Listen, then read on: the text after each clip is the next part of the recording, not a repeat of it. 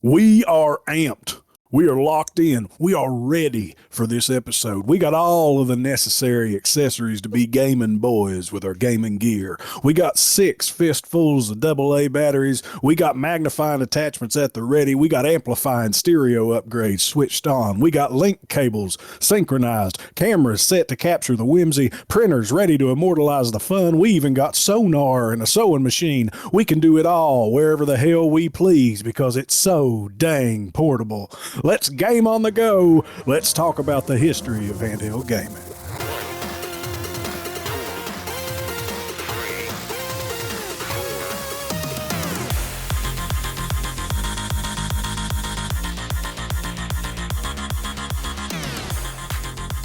Welcome to episode 19 of The Hills Have Nerds, the only podcast that fits snugly in your back pocket so you can take the nerds wherever you're heading out.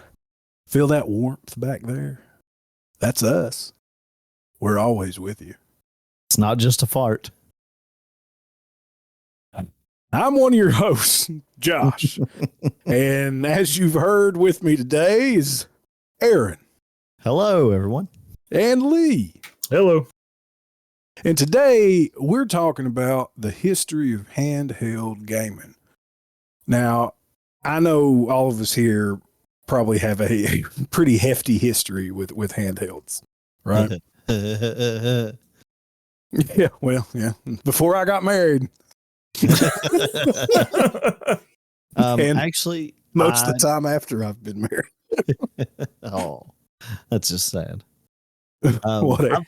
I actually didn't own a handheld until the 3DS. So Really? Oh, yeah. wow. Really? I had played, like when I got my appendix out in 4th grade, I played the Game Boy that the hospital had quite a bit. And I've played the Game Gear from friends. And I've played other, like Game Boy Advances and stuff that other people had. But I didn't own one until the 3DS. Were you like, man, this is great. I wish I had another appendix to lose. Wish I could lose another appendix to play that Game Boy again. This is great. Wow. That's nuts. Yeah, so what do we mean by handheld gaming? Josh, do you mean a mobile?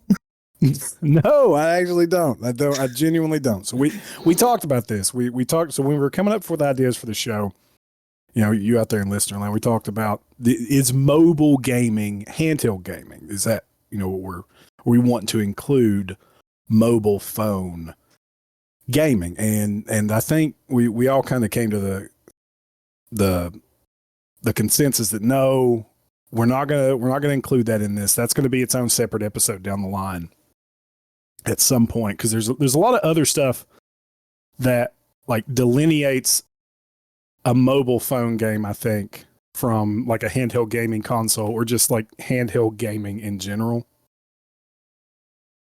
And what do you guys think? I say yes for chaos purposes, but No, I get it. That's I would agree with you. I feel like it's a whole different monster. There's just different infrastructure around them. it is. Honestly, I don't count it as mobile gaming or mobile as handheld gaming, but they are leaning more and more towards that every day. Yeah, I mean, a lot of them are. Yeah, they're getting more and more advanced. But that's not what we're here to talk about. Yeah. All we're here to talk about are, consoles that are held in our hand, that are portable, that we can pick up and carry around, and that the phones fall into that, but get that out of your head. You out there in listener land, don't worry, don't think about your phone. Put your phone down unless you listen to us on your phone, then continue to hold that and look at it. At one time, I would say it'd have to have like a physical media that you insert to play. But newer consoles even now are more download.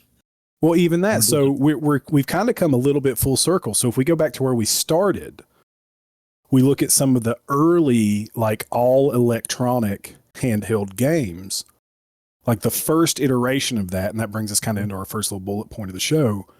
You're welcome. Was a standalone game by Mattel in 1976. So that's kind of our first, that's the birth of, of handheld gaming as we can kind of look at it. And that's a game called Auto Race. And there's going to be links to this in the show notes and pictures of it. And if you are not familiar with this, are you guys familiar with Auto Race? Have you seen this? I am not familiar with it. It seems like I might have heard something about it. Like there's a really good book about the ultimate. It's actually called The Ultimate History of Video Games, and they talk about like how everything evolved. And I remember the conversation about Mattel, because eventually from Mattel we also get Kaczynski from That Goes to Sega.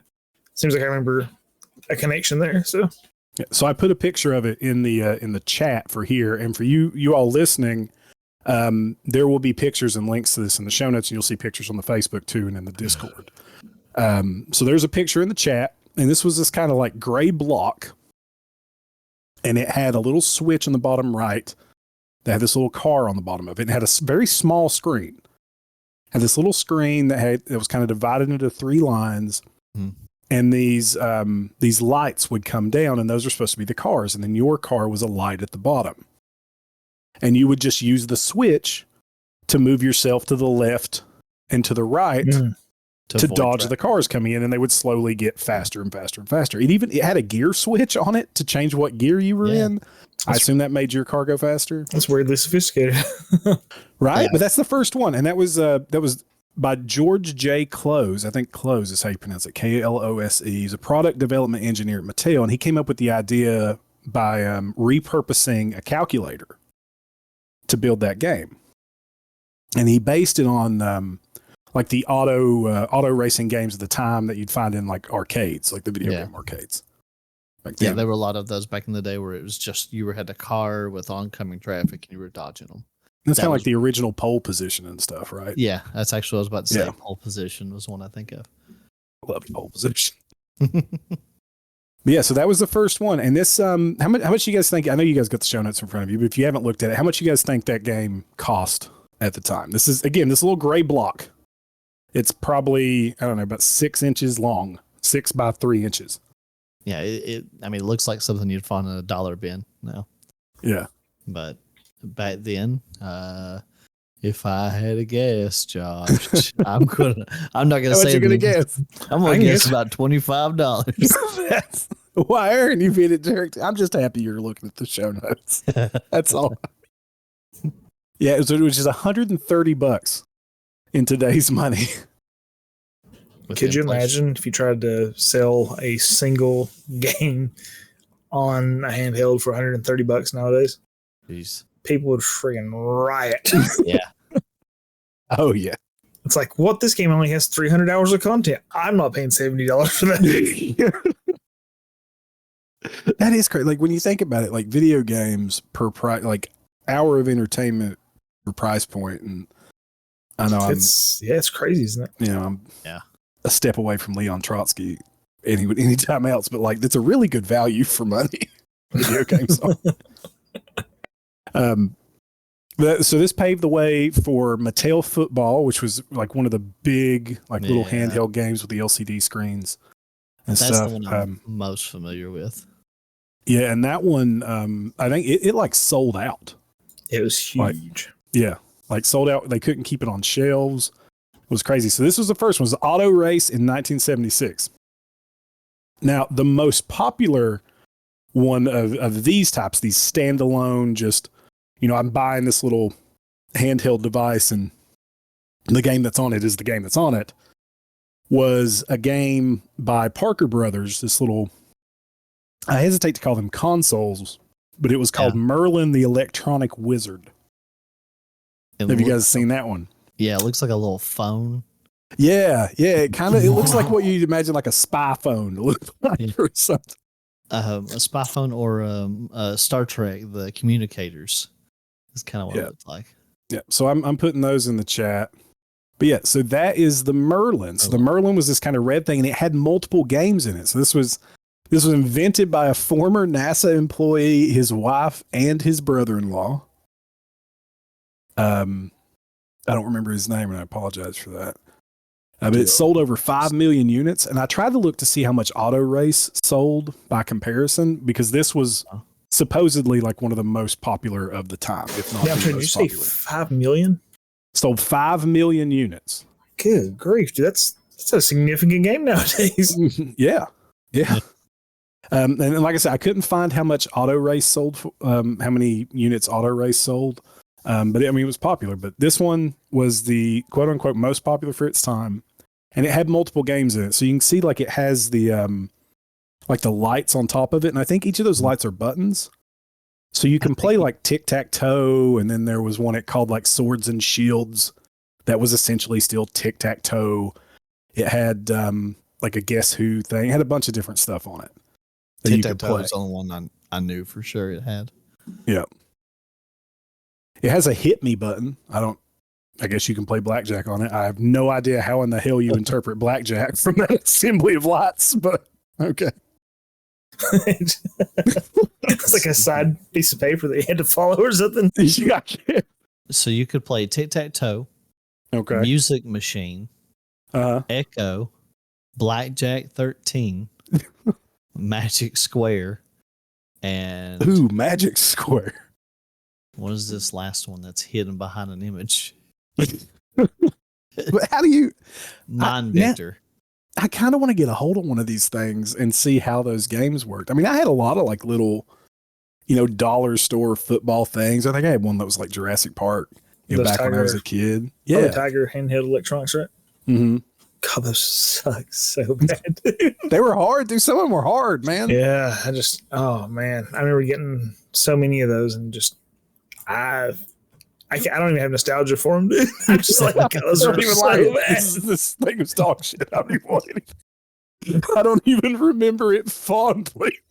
I know, man. It was so bad. Like, I just remember like playing Mortal Kombat and being like, because I played Mortal Kombat after I played the console, but after the arcade version, then I was like, what is this absolute bastardization of Mortal Kombat? This is awful. Do you even love me, Mom and Dad? Why would you give this to me? I'm your baby boy.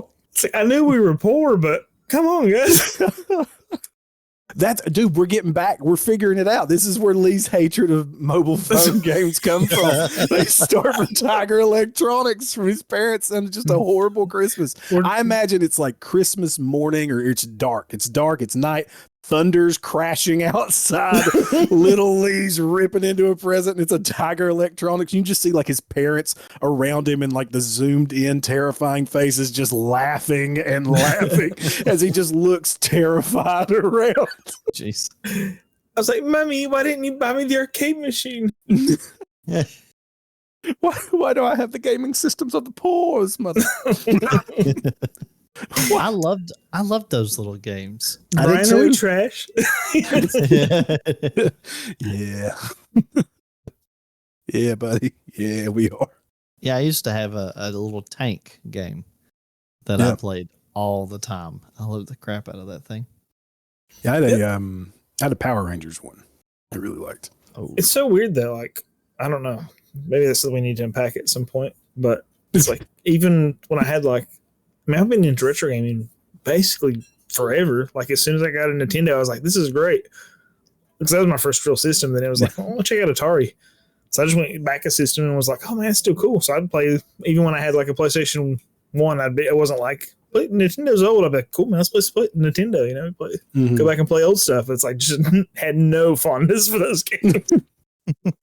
That is something. I mean, as much retro content as you do for the YouTube.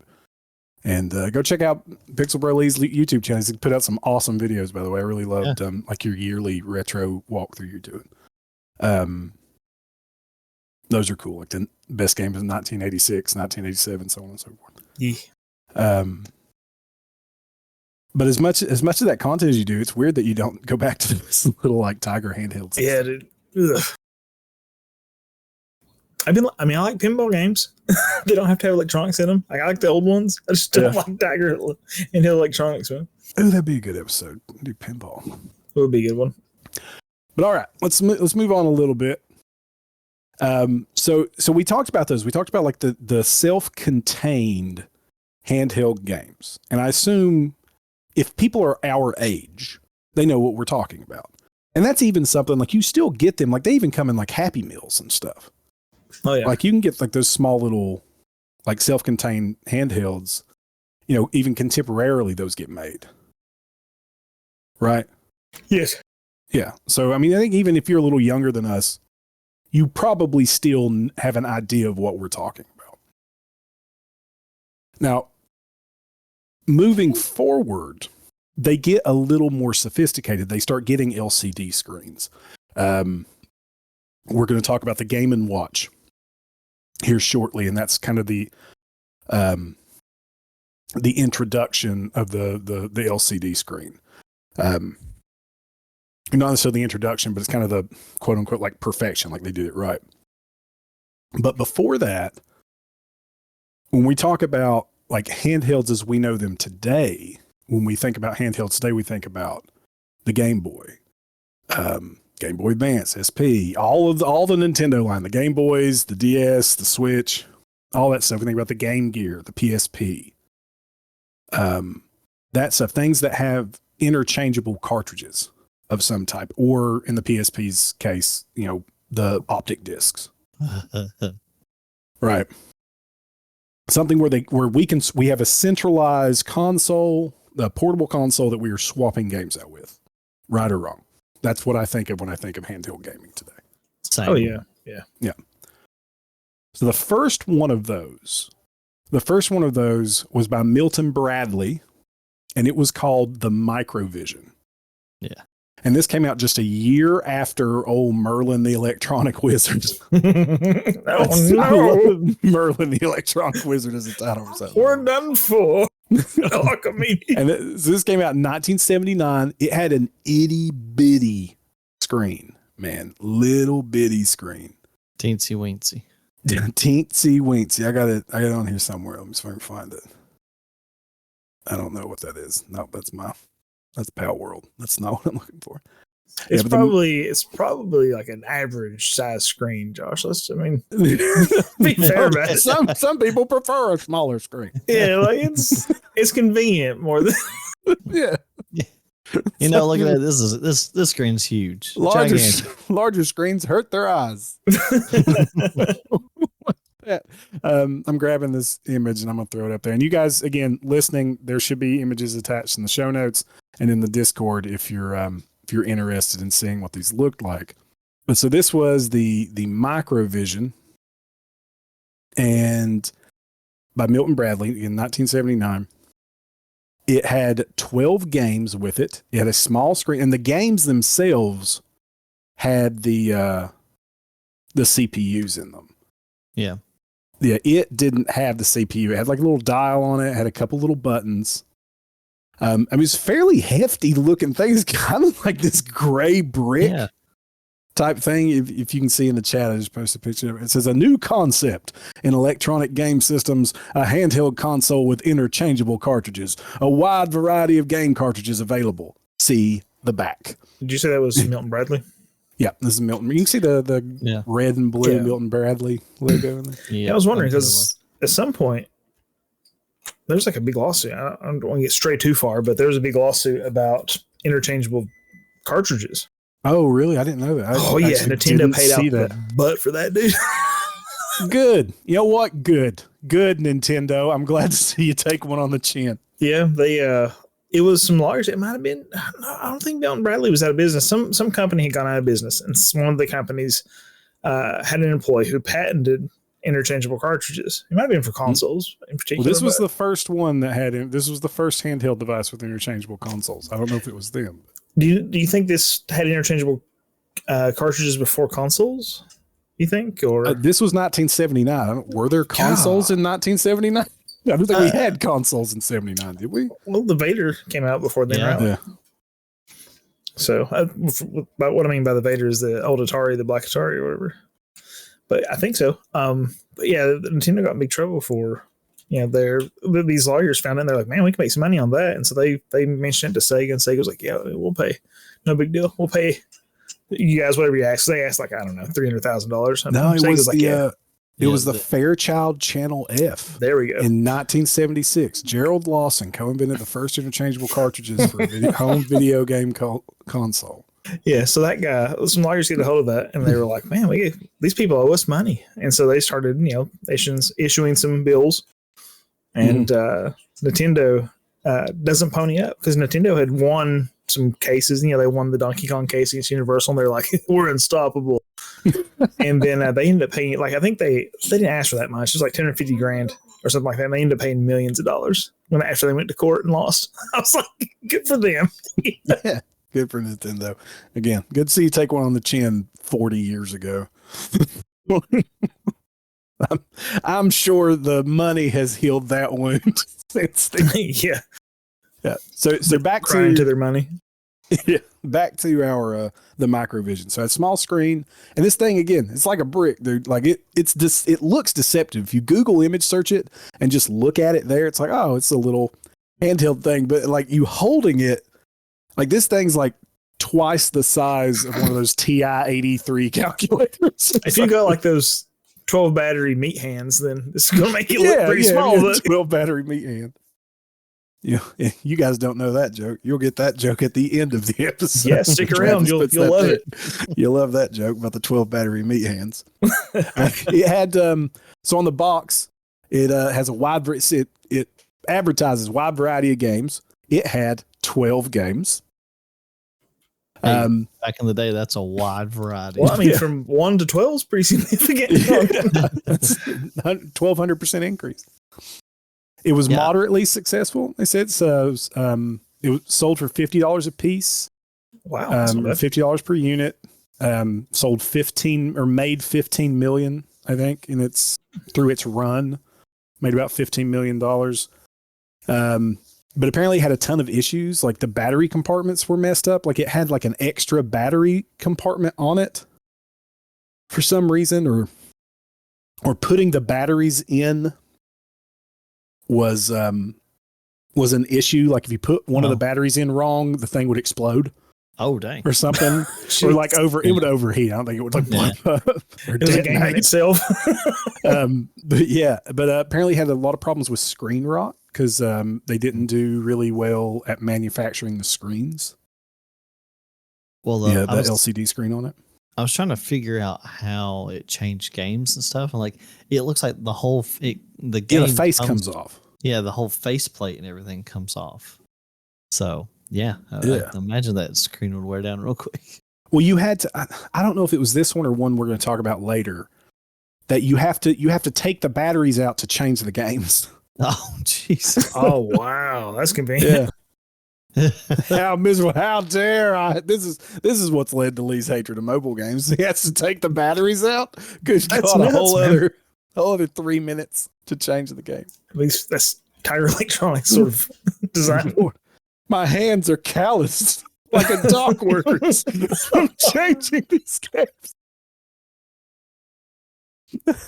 Looks like a longshoreman trying to swap the games out. But I mean, to be fair, Block Blast is a great game, so I probably wouldn't even switch. Yeah, it had Blockbuster on it. The for anybody listening, Blockbuster is the game where, sure, somebody's played it. You guys have played a version of this where you're bouncing a little ball up to break a block, and you have a little platform at the bottom. You're trying to catch it and knock it back up and break all the blocks on the screen. It's great. It had a pinball game. Came with a Star Trek, which was kind of surprising to me that it had a Star Trek game, Star Trek Phaser Strike. Oh, that had to be like pretty close to the first licensed video game. Yeah, that's what got me, like a licensed, IP in a video game. Oh, wow. I was reading on the screen rot issue, and they said the liquid crystal spontaneously leaks and permanently darkens, resulting in the game that still plays but is unable to properly draw on the screen. That's great. It just gets more difficult as you play. The longer you have. Yeah. Oh dang! Keypads were destroying. Like keypads were just wearing down and like breaking over time very easily. The most fun you'll have for 30 minutes. Well, I mean, it's one of the first iterations of something like this, so they didn't know like how hardy do we have to make these things? Yeah, right. When Nintendo tested the Game Boy, they must have been like, "Let's absolutely smash this thing. Let's run over it with a tank. Let's set it on fire."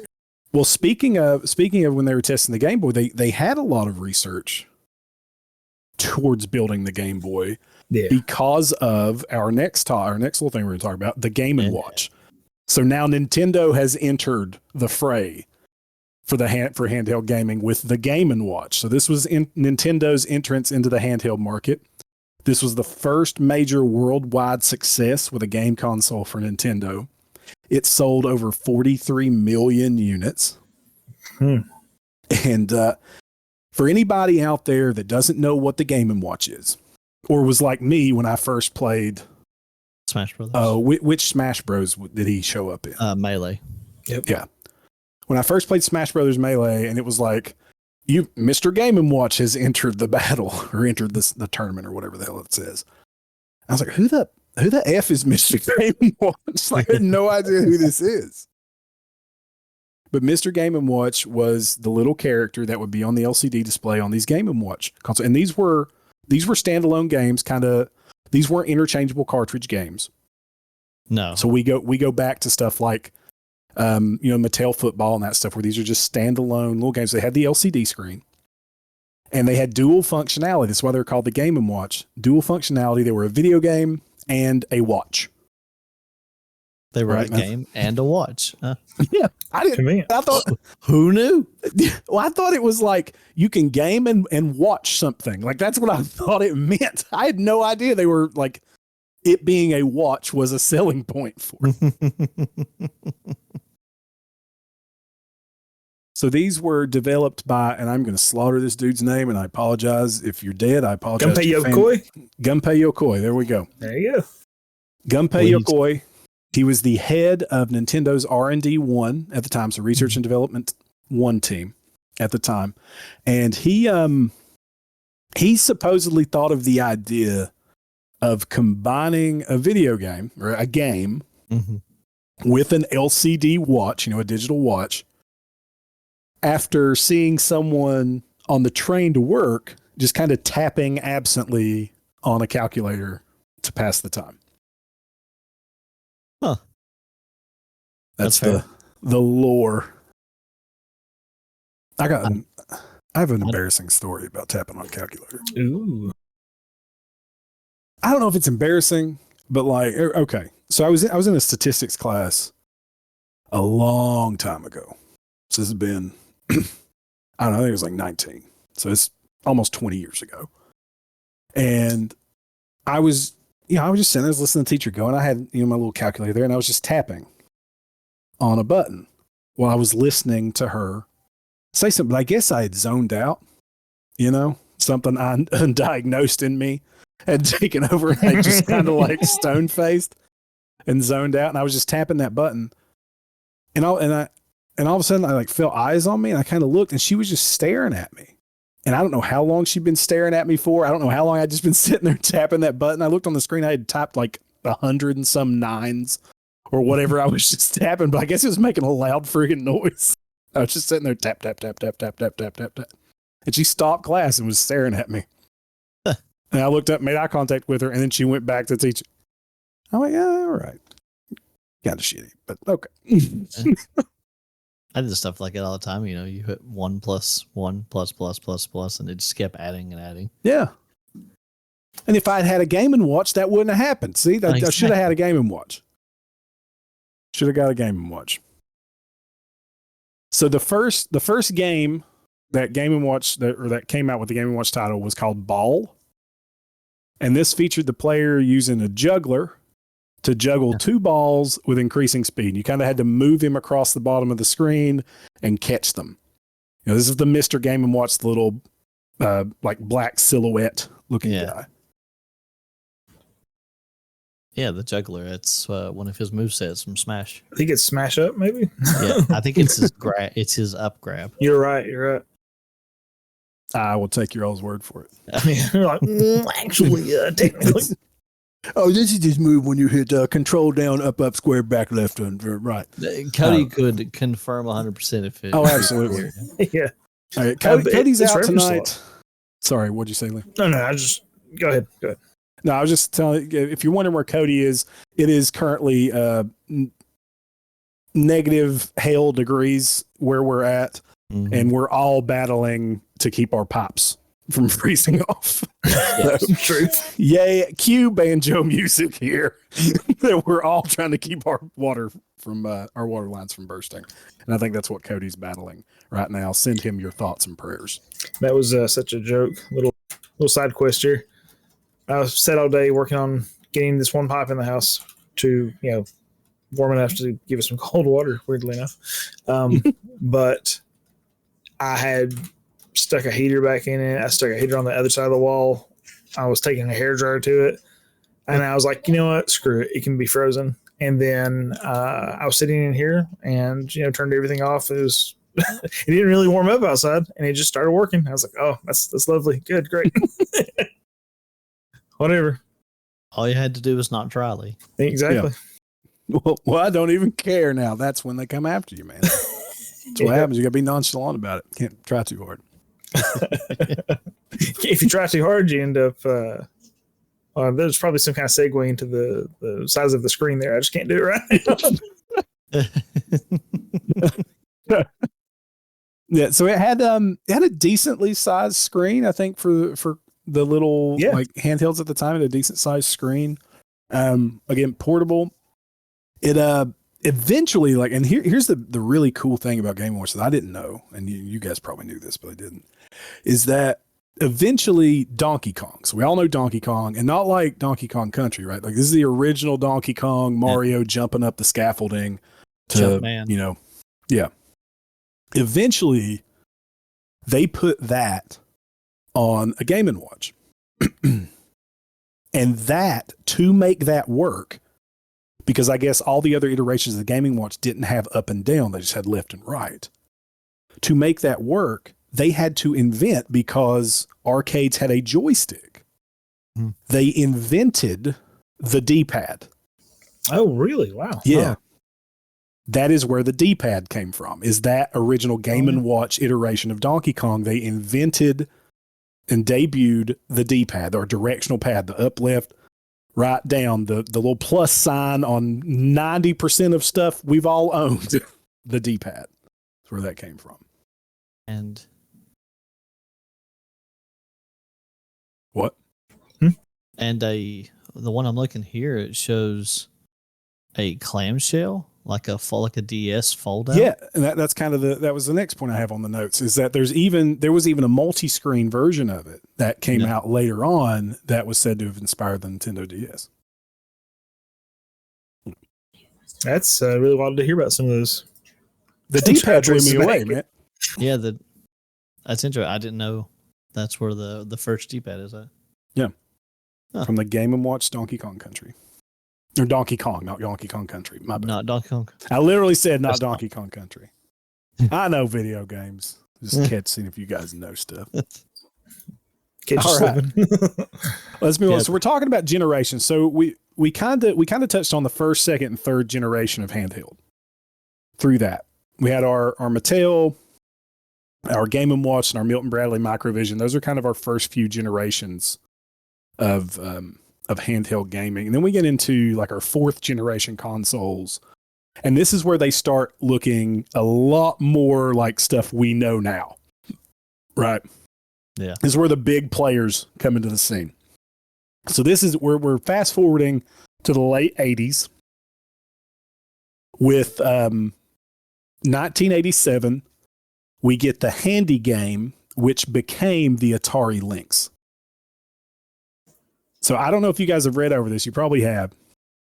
But the Atari Lynx, and this blew my mind, the Atari Lynx was the first color handheld ever made in full color. That's wild to think that was 2 years before the Game Boy, dude. Right? Yeah. And was the first with a backlit screen. and could be turned upside down to accommodate left-handed players, and had multiplayer network support on it. I don't know how that worked. I tried to figure it out, but it said it could support up to 17 players. And I'm like, I don't know. Magic? Like, I couldn't figure it out. I couldn't figure out how it did it. The power of friendship. You got to want it hard enough when you show up. I don't know. But how crazy is that? First color, first with a backlight, first to accommodate left-handed players. Yeah, that's I don't know, man. It's like, and then Nintendo just went completely backwards and destroyed it. You know? Absolutely. That's what I think about. I mean, I've had this discussion a lot lately with a few people about, like, you know, the Switch 2's going to come out. And I don't know if it'll be, I guess it probably won't be out before this episode. No, probably not. No, we're close. This episode's coming out. It's right now is the 21st. This episode should be out in a week. Oh, wow. Yeah, we're good. So, about the Switch 2, and now it's not as powerful as like a PlayStation 4 Pro. But the idea is that it will, it's cheaper. It's like Nintendo takes old technology and makes money with it. And they absolutely wrecked with the Game Boy. Yeah. Yeah, no kidding. Well, that's the thing is like this, the Atari Lynx it had so much going for it, but it had so much working against it too. Like the thing is huge. And it's not only huge, it's not huge like my wife's Steam Deck is big, you know? Like Steam Decks are big. The Lenovo, which we'll get into Steam Decks and that stuff here in a little bit, but like those are big handhelds. And this was a big handheld, but it was not ergonomic in the least. Like this thing, like the buttons are kind of in the middle of it. Like not at what I would presume is a comfortable position for a finger to hit. Like some are up at the main top of the right-hand side, some are at the bottom. And then, or I guess left hand if you want to flip it around. And then the D-pad's kind of like in the center, but off from the left. And it's just, I watched a YouTube video of somebody playing one of these, or like an old commercial of it, and it had the kids were like trying to hit it, and you had to like do hand movements, like had to brace on the right side to shift your hand down to play with it, to hit certain buttons. It apparently had a really big price point, like it was super expensive for the time. Battery life, because it was color and because it was backlit, battery life was miserable. I can imagine on these things. And I'd hate to know, honestly. Yeah, and this is in a time when we didn't have rechargeable batteries, right? Like you weren't plugging this thing up. You weren't popping the batteries out and popping them in a recharge. You know, you might throw them in the freezer and hope for the best. You guys remember doing that? Oh, I didn't know that was a thing, actually. Putting batteries in the freezer to hope they get a little bit of a charge back? Yeah, I didn't know that. Wow. Yeah. Yeah. Did you ever do that, Aaron?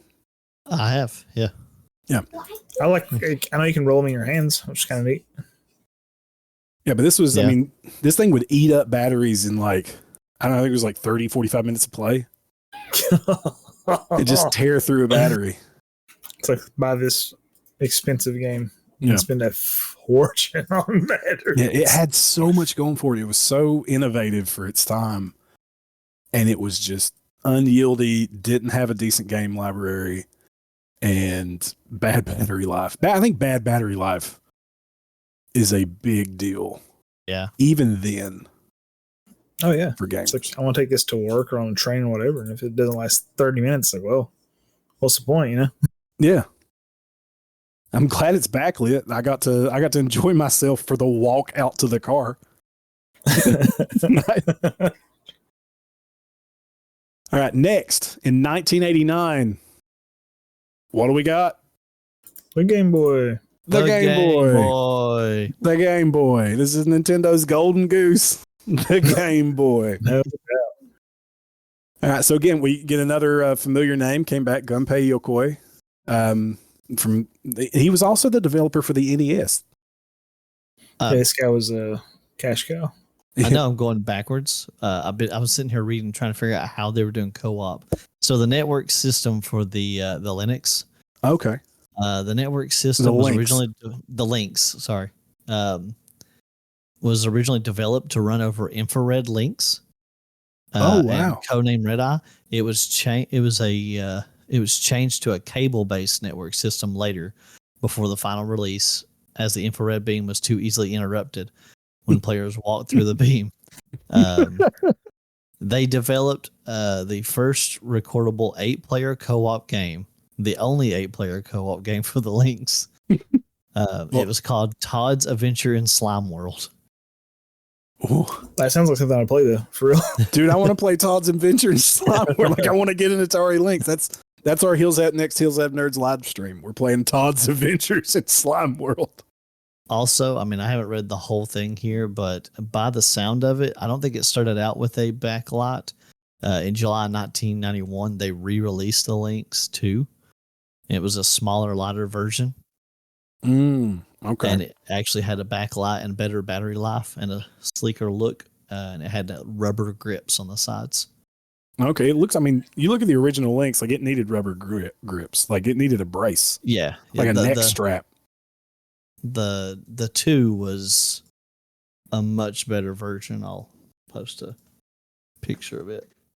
Yeah, post that in there. See, I think when I think Atari Lynx, I think Atari Lynx 2, actually. That's what I picture. Yeah. I didn't, when you said the Lynx, I was like, I thought that was like in the 90s.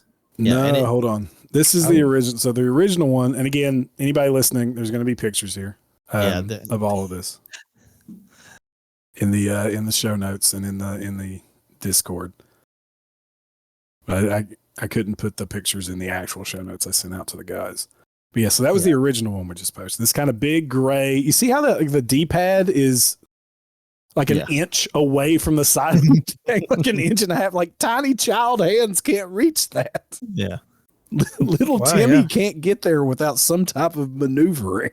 No, actually, the Lynx is the one I was thinking. I just didn't realize it was so early. Wow. Yeah. That's crazy.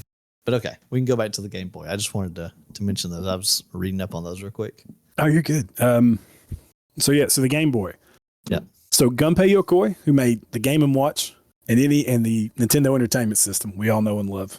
If you don't know what the NES is, dude, you've come to the right place. We'll tell you at some point, but go Google NES. NES. So he actually, Lee, you've been talking about like the Game Boy not having as much quality of life stuff as the other consoles, as the backlit, color, that stuff. What their design, those design choices were they were purposeful. Oh yeah.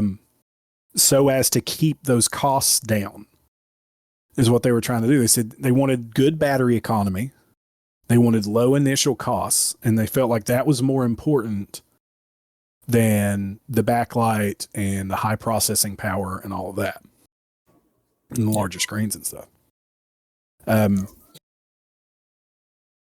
Sorry, go ahead. I was gonna say that kind of mimics Nintendo's game plan, like for the rest of time. Basically, it's kind of what they did was take old tech and make it, profitable. When I say old tech, I don't mean like something crazy old, but it's like they stopped trying to be in the race to be top technology at the time. But, and they're like, well, you know what? Let's make profit on every console. And it's a crazy good business move, dude. Yeah. Just make fun games, focus on the games. It prints money. Well, I mean, speaking of fun games, so, I mean, again, like the game it launched with was kind of a reason towards its success. And this is, Nintendo is Nintendo for a reason. They have pretty good ideas. So they launched it with crack cocaine. They did. And that crack cocaine was Tetris.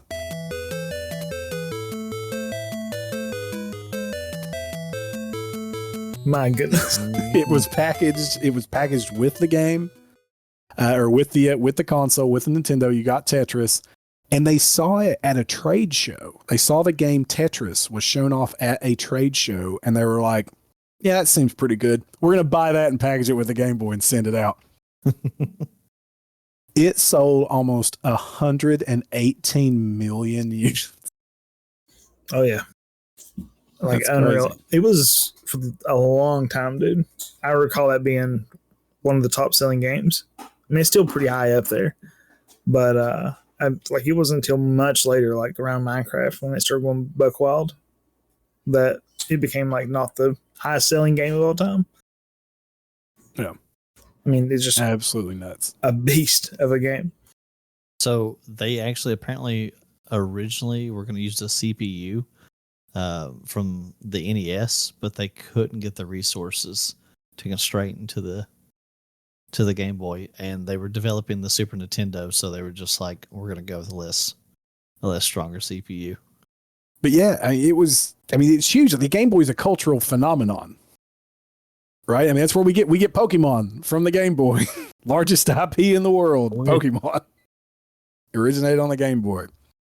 And it had so much stuff with it. Like, do you guys remember all the accessories? Oh yeah, I have one that looks like it's on life support over here. It's got so much stuff attached. It looks like a damn Gundam. Yeah, like the magnifying glass that had the light in it, and and that stuff honestly is kind of necessary. Back in the day, absolutely. So we had, I mean, in the intro to the show, I kind of ramble off some of that stuff. But two of the things that got me is it had, so there were, we had the Game Boy, we had the Game Boy printer and the Game Boy camera. Now that's for like the Pocket and Game Boy Color, which we'll talk about in a little bit. But still, it's still Game Boy. It's just a little bit of an iteration of the Game Boy.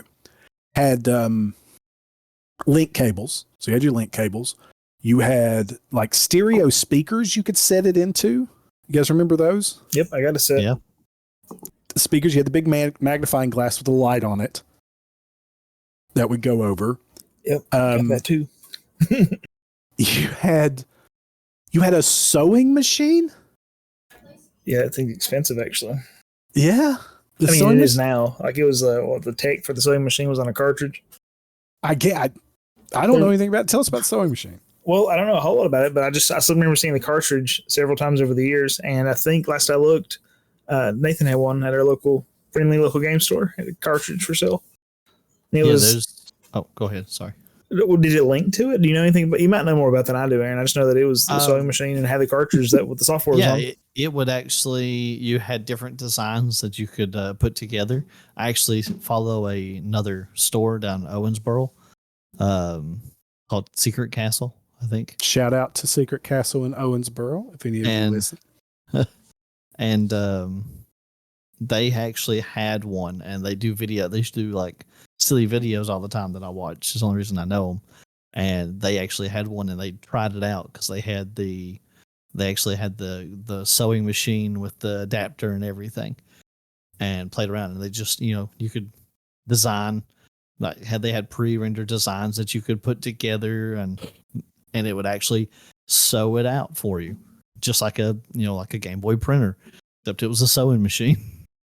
So this came like packaged with a sewing machine, like a Singer sewing machine. Now, my mom has had quilts that she's made tour with the Appalachian Heritage Museum. Like, I've grown up around Appalachian quilters, so sewing machines and brands of sewing machines and that stuff. My dad owned a cobbler shop. Like, I've been around people that do that type of work for a long time. And so I'm slightly familiar with this stuff. Like, I had no idea that Singer packaged a sewing machine that came with a Game Boy with that game. I know this was for the Game Boy Color, right? It looks like this was the Game Boy Color. Yeah. It was the Game Boy Color. So this is just to scoot ahead a little bit. Game Boy Color was 1998. Was the Game Boy Color. And it was the Game Boy, but in color, right? We had 56 colors or 52 colors or whatever, or 128, however many it popped through. Little bit of a bigger screen through there, but it had a sewing machine with it. That's pretty cool. And these things are like $1,500 if they're in box. Like, this is expensive. I've never seen the sewing machine. I've only seen the cartridges, and I've been to several. I hang around that stuff. Never seen it. That's nuts. But so Aaron posted a picture of a Game Boy with all the accessories, and I'm definitely going to post this up because this thing, it looks like what? It looks like Mega Man after he gets all the add-ons. Like, it's like the Tower of Power, but for the Game Boy. Yeah, you got the magnifying glass with the lights. You got the speakers. You got the button attachments. You got to have the rope lanyard that go around your neck. There has to be somewhere, and if nobody's made this, you need to make it. Some type of video or animation of one of these things being hooked up with all this stuff in like a Sailor Moon style.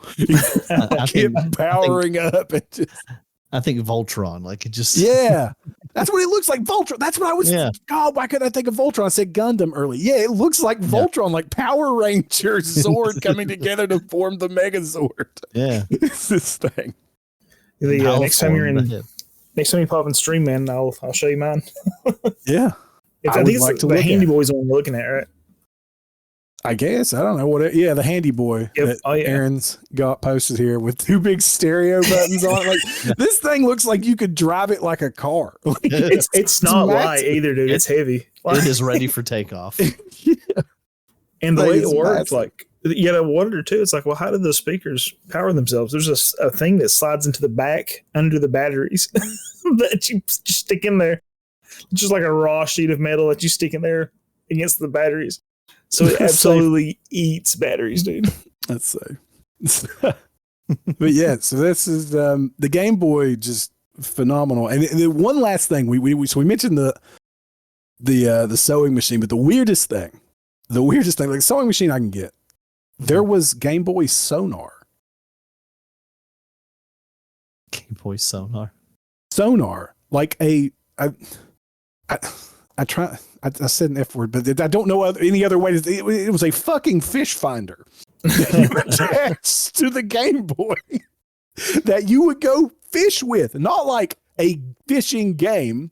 No, you took it out on the damn boat and hooked it up and dropped the sonar in the water, and it turned your Game Boy into a fish finder. Well, I got my boots. I got my tackle. I got my rod. Got my Game Boy. Got my Game Boy. Like what the heck, man? Like it turned. Like I wonder how many of those sold. I don't know, but they said like the power of it was better than most commercially available fish finders of the time. Oh, that's smart. Yeah. That it was just better than what you could actually get on the, the market for people that weren't, industrial scale fishing. Yeah, that's actually pretty brilliant, man. Nintendo's just great with that stuff. Well, I mean, you think Japan, right? Japan has a lot of subsistence fishing in the island, right? Yeah. I don't know, but that was crazy to me. One last thing about the Game Boy I wanted to mention about the one in the museum from the Gulf War. Yeah. What is it? New York. There's a Game Boy that was damaged when a barracks was bombed in the Gulf War. And it's in a New York City museum, and it still works. Yeah, but it looks awful, but it still works. See, yeah, we're gonna have pictures to all of this. Yeah, it's in a and museum, links to this, and it still works. Yeah, the Microvision was like, you had dirty fingers. I guess I'm just gonna blow up. Can't eat Doritos and play this. Well, you turn into a small IED. Dude, yeah, I want a Game Boy. They should do a special edition of Game Boys that is like that. It's just crisped. Oh my God. Yeah. It looks like Anakin, dude. It does. That is rough. Yeah, and it still apparently works. I mean, they're playing Tetris. Of course they are.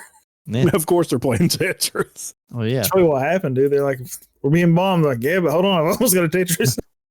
Gotta finish this. All right. Let's move on from the Game Boy, because we're going to be talking about Nintendo and different Game Boys. Oh yeah. For the next probably 45 minutes of the episode. What? The kings of handheld? It's crazy. Yeah, I know, right? So we got also coming out in the late 80s, early 90s, we had Sega's, kind of big foray into big foray is the their big foray. Yeah, again, unyielding, massive. I remember these things. It was the size of the Genesis itself. Yeah, just with the batteries. The Sega Game Gear in 1990. Yeah, so Lee, I put a picture of the Pocket Sonar, the Game Boy Sonar. We're talking about the Game Gear, but that looks amazing. Actually, that's so cool. Like ingenious. Look at the thing. It even comes with the thing to put in the water, and it shows on.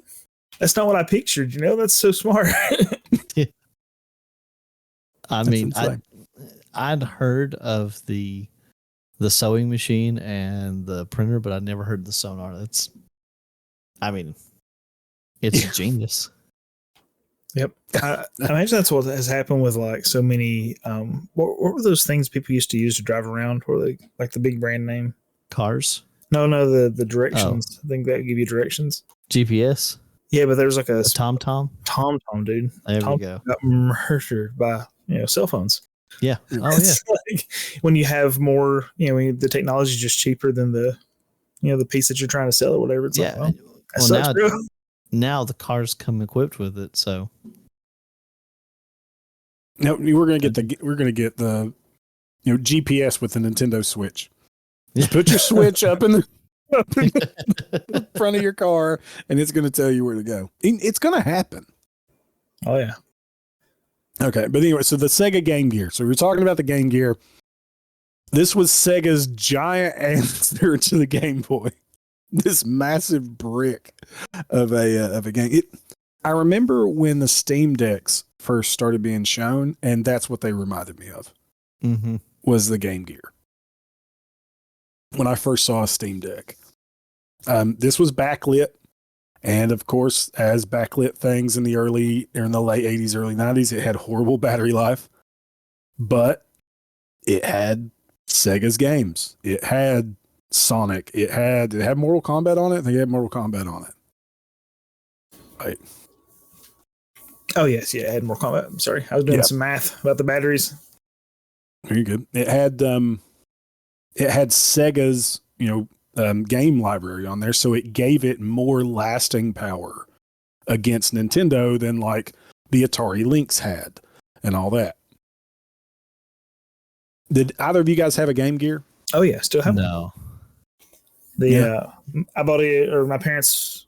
Fortunately, growing up, this was back when coal money, dude. Back during the coal money. Mm-hmm. So I had a Game Boy. I didn't get a daggone arcade machine for Mortal Kombat, but it's okay. I got a Game Boy when it was out. I got a Game Boy Pocket. I got a Game Gear, and I remember being absolutely stoked for the Game Gear, dude. And I think I only owned 2 games for it for years, and it was not a sound investment. I played my Game Boy much more. It's just easier to play. It is. It's huge, dude. It's so heavy. They're so big. You know what still works? Doesn't? My Game Boy still works. My Game Gear does not. Yeah, your Game Boy apparently can survive an explosion. Yeah, be all right.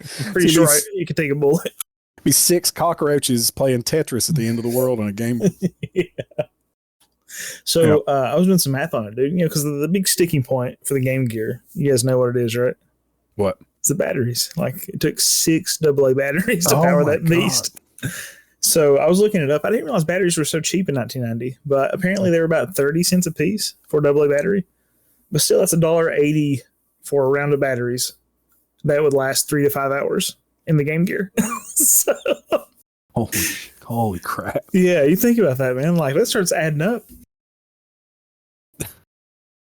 Yeah, that's the secondary cost to most of these handhelds at this time were the batteries. Like you had to have rechargeable battery technology was not a thing.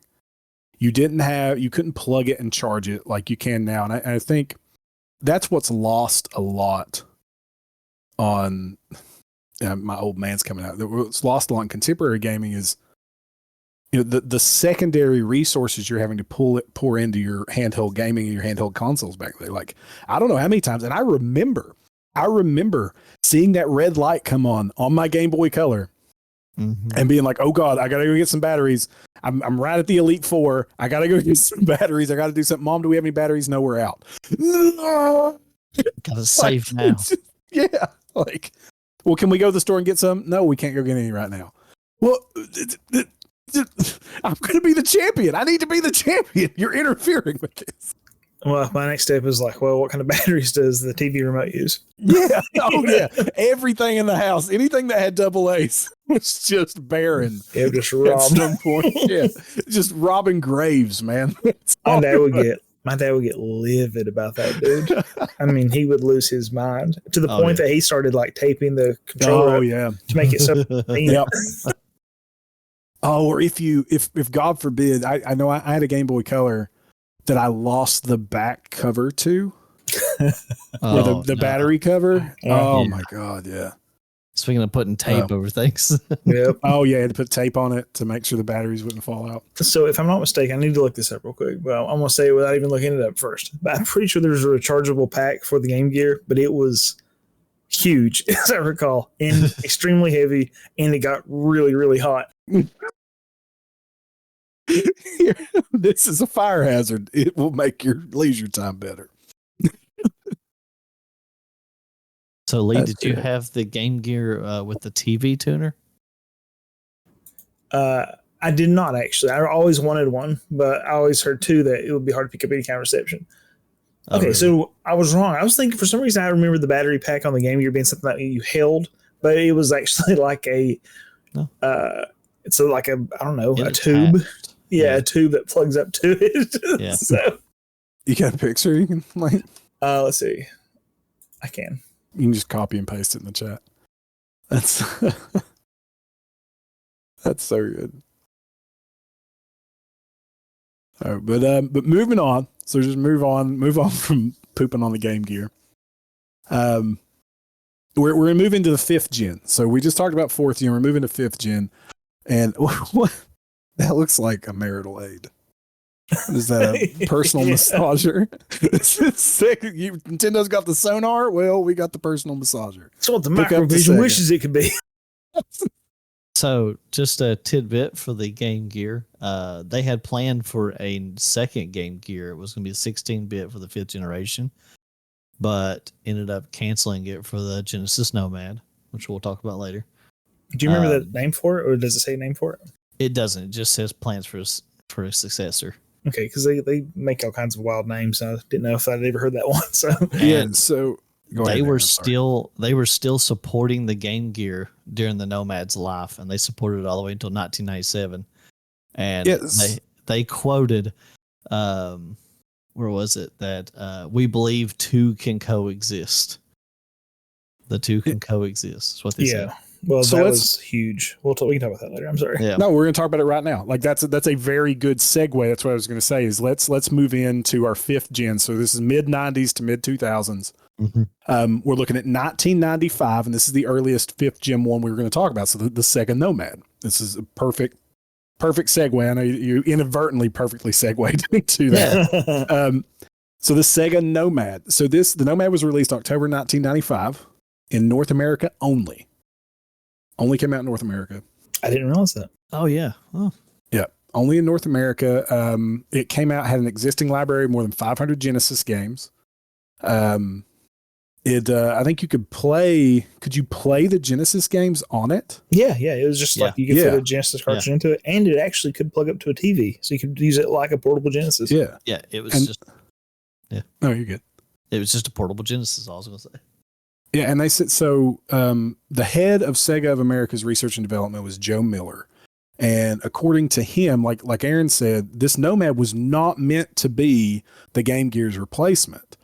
And I guess it even says here that he believed that there was little planning from Sega of Japan for this new handheld, and at the time, Sega was supporting 5 different consoles. That's the This- point I was wanting to make. Like, Yeah, go what ahead, a Lee. bunch of morons! That's so bad, dude. Just split their attention so many different ways. They were supporting the Sega Saturn, the Sega Pico, the Sega Game Gear, the Sega Nomad. I mean, it was unreal. Oh, the Sega CD, the Sega 32. I mean, there's a lot they're Yeah. trying to support at once. So it's the That's awesome. Saturn, the Genesis, the Game Gear, the Pico. What's the Pico? It's like a children's toy, kind of like what are those? Like a leapfrog thing? Yes. Think Leapfrog, but it was like, as I recall, it was like a book that you would have like Oh, Sonic wow. on, and you could touch and play. Okay. And The only person I ever knew that had one was Nathan. So they supported the Master System as well as the Sega CD and the 32X add-ons. God. All of those. That's crazy. Yeah. By 1999, so 4 years into it, it was being sold at less than a third of its original price, the Nomad. Yeah. Which is crazy. Like, that's a portable Genesis. Like, it seems like Yeah. that would be pretty solid. How big was it? Substantial. Yeah, it was still really big. Well, I'm just looking at this. Oh, well, no. I mean, I'm looking at a picture of it right here. It doesn't look that bad. Is it in hands? It's, I mean, unless this person just has shack hands. And that's a Dude. possibility. I recall it being pretty large. Let me look at one. I up. mean, I just posted it in the chat. It doesn't look too bad. compared to the Game Boy, yeah, that's. Oh well, yeah. Compared to the Game Boy, I'm just saying, like compared to the Game Gear. Oh yeah. Let's see. Yeah, I mean that's pretty big. I mean, it is the Game Gear. Like, is it bigger than the Game Gear or same size? I mean, I don't think so. It's I might be wrong. Maybe. I mean, I don't have a bunch of memories about the Game Gear. Anyway, just a buddy of mine had one, and I'd watch him play. I was a Game Boy kid. I was too busy playing Pokemon to worry about anything else. But yeah, so that's pretty much all about the Nomad. Like it came out, nobody bought it. It sold really cheap, and then they stopped making it. Yeah, they're about the same size. Okay. Yeah. So then we got a really cool thing that came out in 97. And this was the game.com. Oh, yeah. You ever heard of this one? Yeah. By Tiger? I wanted one. Yeah, I'd never heard of it until I was doing research for the show. Yeah. Duke Nukem 3D was on it. I think there was going to be a Resident Evil game for it. I mean, there's several things that was planned for it. It's like, I was going to say it was a PDA. There, I seen it in the show notes. But it was bad. It was bad? It was bad. Oh, well, why? Just it had zero support, really. Like I said, that had this game and that game, but there was like nobody else making games for it. It was black and white, if I recall correctly. Am I recalling this correctly? What stood out to me is that it had two slots. It had two slots for games for some reason. And it was the first handheld to have internet connectivity. Oh yeah, it's black and white. So you got that black and white screen on top of 1997 when we have color Game Boy coming out in 98. I mean, like, and the Game Gear was out. It was just couldn't keep up, couldn't deliver on what it was promising. Yeah, I thought it was cool that it could connect to a 14K modem.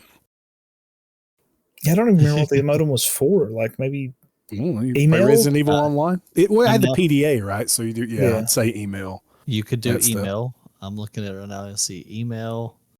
It can be sent on game.com. Where do I put my AOL discs? Supported text-only web browsing through the internet server providers. Yes, the dozens of internet websites in 1997. Right. It's just one of those that they promised a lot of stuff, and then when you see it, it's like, wow, that sounds really cool on paper. But then in practice, it's like, that kind of sucks. There's a really fun one coming up here in the 6th gen that I'm excited to talk about. But before we jump out of the 5th gen, we got to mention the Game Boy Pocket and the Game Boy Color, because this is where we get those guys. And I don't think there's really like a whole lot to talk about with Game Boy Pocket and Color other than it's the Game Boy and it's in color. It's got its 2 buttons. It's got the D-pad. You got start and select. And smaller. It's smaller. Yep. Had space for 2 AAA batteries in the Game Boy Pocket, which provided 10 hours of gameplay. That's 10 whopping hours. Dude, I was stoked about 10 hours on 2 AAA. Yeah. I loved it. The Game Boy Color, remember the big selling point was they come in different colors. Oh, yeah. Rather than just the gray. That was like during that time. Was that when like everything had that kind of like see-through colorful plastic? What was that called? That's called something. Transparent. I know that, but there was some other like name for stuff made like that. Like that was the peak design back in the day. Like human design ingenuity for electronics has not surpassed see-through colorful plastic. Yeah, you have a phone, but can you see through it? Yeah, I know, right? They had it. They called it the Play It Loud edition. So those were actually. I got one on my shelf. You're not thinking the original Game Boys and all those crazy colors, right? Because the Game Boy Color also came in different colors, but it wasn't the first Game Boy to come out in different colors. Because the original Game Boy, like that series, came out with the Play It Loud series and had like the see-through one, purple, red, whatever. Oh, really? Yeah. I didn't know. The Game Boy Color one had like the purple. I think there's the Pokemon one's the one that stands out to me. So it had a little Pikachu on it. Is the yellow and blue maybe? Yeah. I just sold that one to Nathan a while back. Yep. I remember Brad and Zach, my buddies Brad and Zach, each got one of those for Christmas that year. And it came with Pokemon Yellow, Mhm. right? Yep. But then They're their parents packaged together. also bought them Pokemon Yellow because they didn't realize it came with it. Oh, So they had 4 copies of Pokemon Yellow. dude, that's a lot of money. Yeah. Oh, yeah. Good Lord. Hey, it's cold boom, Making baby. money. Had some cold money still. Got that cold money. Daddy sold his soul to the company store, but we got 4 copies of Pokemon Yellow. Look how cute this little Pikachu bastard is. They had some cool stuff, man, for sure. Yeah, everything I see just says calls it transparent purple or transparent blue. Yep. All right. Let's move on to the 6th generation. So 6th generation is pretty much the only thing that was notable that came out in the 6th gen for handhelds from 1998 to 2015-ish, was the Game Boy Advance. The Game Boy Advance sold 81.5 million units. Came out in 2001, and I think the original one still wasn't backlit. I don't think it got backlit until the SP. Yep. Right in 2003, 2003 SP finally backlit, and it had connectivity with the GameCube to be able to be used as a controller for certain games. SP is when they started doing like plugged up chargeable controllers. Mm-hmm. Yeah, I thought, dude, that was the best thing in the world. Absolutely. Oh my God, it was so great until you lost the charging cable, and then I couldn't. Yeah, then you had to. They would get up and walk away for some reason. Yeah. Amazing. Because the original Game Boy was still battery, right? Yep. And SP started the batteries. Yeah, the Advance was still batteries. We had a buddy we went to school with. I don't want to. I think I know who you're talking about. Had a bag. Yeah. Shout out to Billy. If you ever listen to this, Billy, I'd love to have you on to talk about this, because I will remember this to the day I die. Billy probably had $700 worth of games. Oh my God. Dude.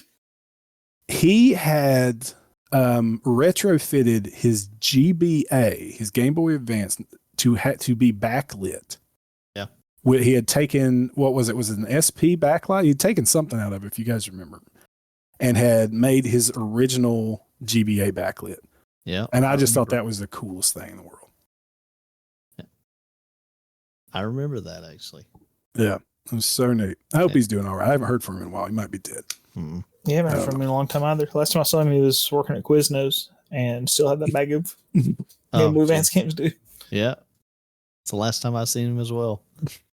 He probably had a lifetime's worth of hours. That was so cool. Games.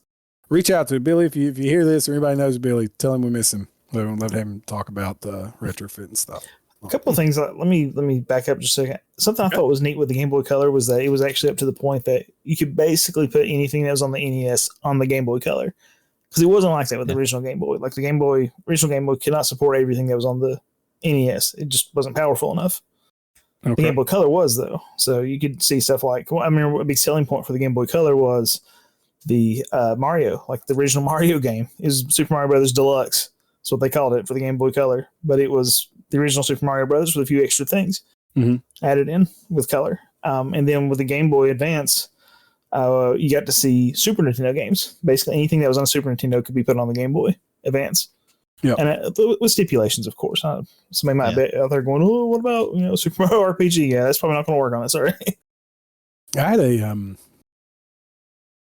remember playing a ton of the old Mario games on the GBA. Oh yeah, loved it, and and some of them had like little additional upgrades to them too, right? I mean, it's the same deal as when we get remasters and the remakes and stuff. Now, I mean, that's essentially what those were.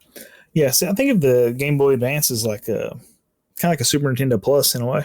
Yeah, it's like there was sometimes the Game Boy Advance stuff looked better than the Super Nintendo was putting out. Mm. All right, so also in 6th Gen, we had the Wonder Swan. Sold 3 million copies. The Neo Geo Pocket. It was a 5th Gen thing, but it had a color version in 6th Gen. Came out like 2000, somewhere around there. But then you had the N-Gage, and this was Nokia's foray into handheld. Jeez. It's like the game.com. Yeah. Part 2. This thing. It came out in 2003 from Nokia. It tried to be a PDA and like a cell phone and a gaming system. This is before mobile gaming. Like if you were mobile gaming, you were playing Snake or something, right? But to look at it, like it looked kind of like a Game Boy Advance. It was a monstrosity among cell phones and handhelds. Yeah, like look at it. The Edward. But when people would use it, like you had to hold it up to your ear, and the thing I was reading said it caused users to look as if they were speaking into a talker. Up against their hand. I can't imagine pressing that hot friggin' screen against my face, dude, and be like, what it is, bro? Just hear the sizzle against your face. This was the one that you had to change game cartridges. You had to remove the battery. That's the one I was talking about. Oh my God. I should have known that this was the one. Oh my God. See, I actually admittedly get this and the game.com mixed up in my memory because it's like most of them are just like, we're going to store that under bad ideas. So I remember this like coming out and hearing about it, but I never like seen one or held one or anything in real life. The Game Boy killer. It's the Game Boy killer. Dude, I have no doubt it was touted as the Game Boy killer. Ain't you ever wanted to make a long distance phone call right in the middle of a Pokemon battle? Just get right up to your head. Hold on. Somebody hold my Pikachu. I got to take this call. Oh gosh. All right. Yeah, just, I don't know, man. Like at the time I could see the thought. It'd be like, yo, this is going to kill. This is going to be so good. And then just in practice, it's like, they did release another version in 2004 that allowed you to change the game without having to remove the battery. Why did they not release that first?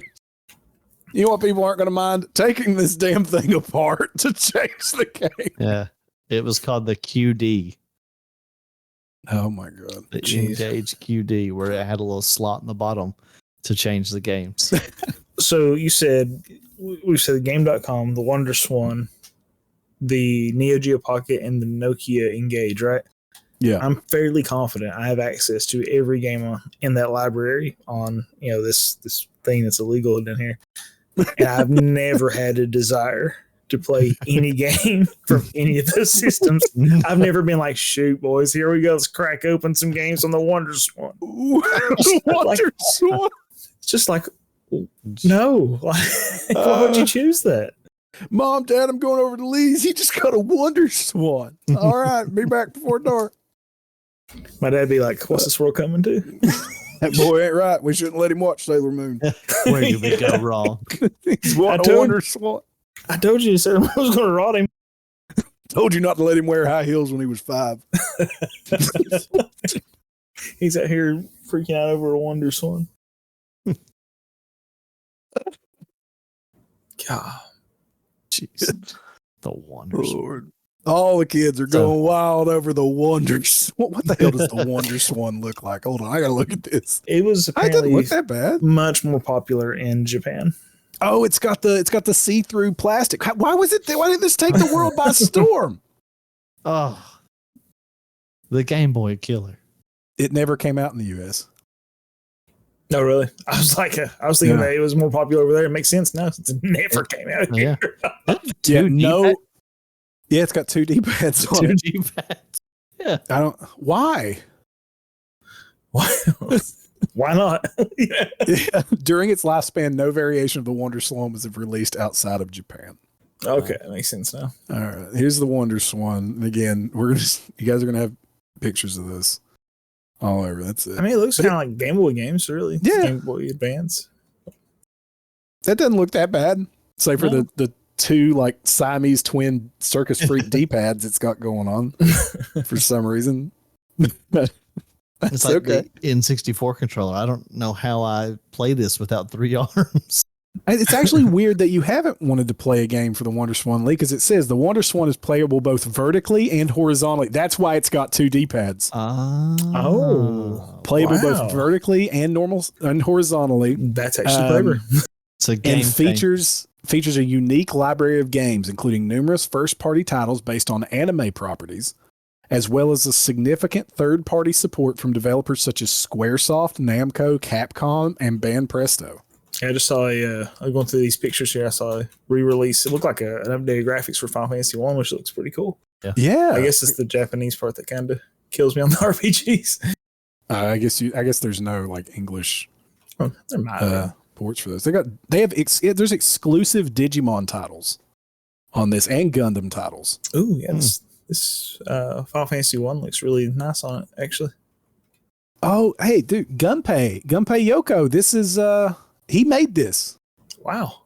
The WonderSwan handheld game console released in Japan by Bandai, developed by Gunpei Yokoi's company Koto Laboratory in Bandai, and was the last piece of hardware he developed before his death in 1997. Wow, now I feel really bad about making fun of this. Like, this is kind of big this is a big piece of handheld gaming history, the WonderSwan.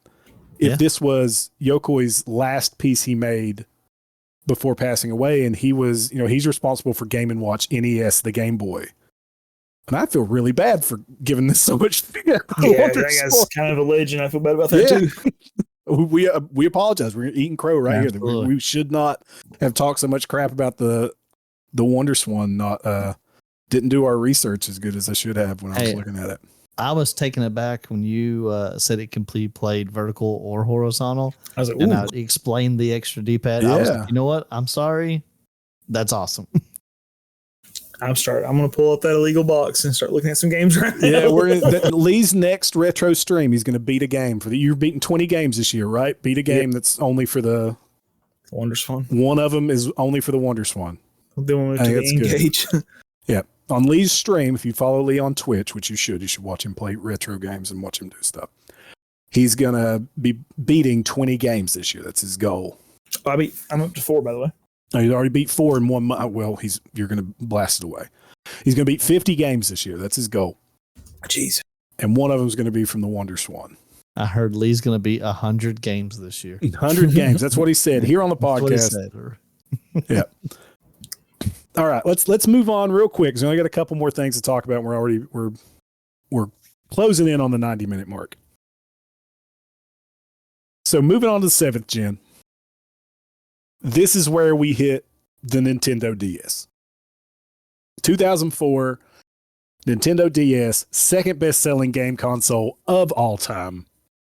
Double screens, integrated camera, Wi-Fi, stylus, touchscreen, you name it, backwards compatibility.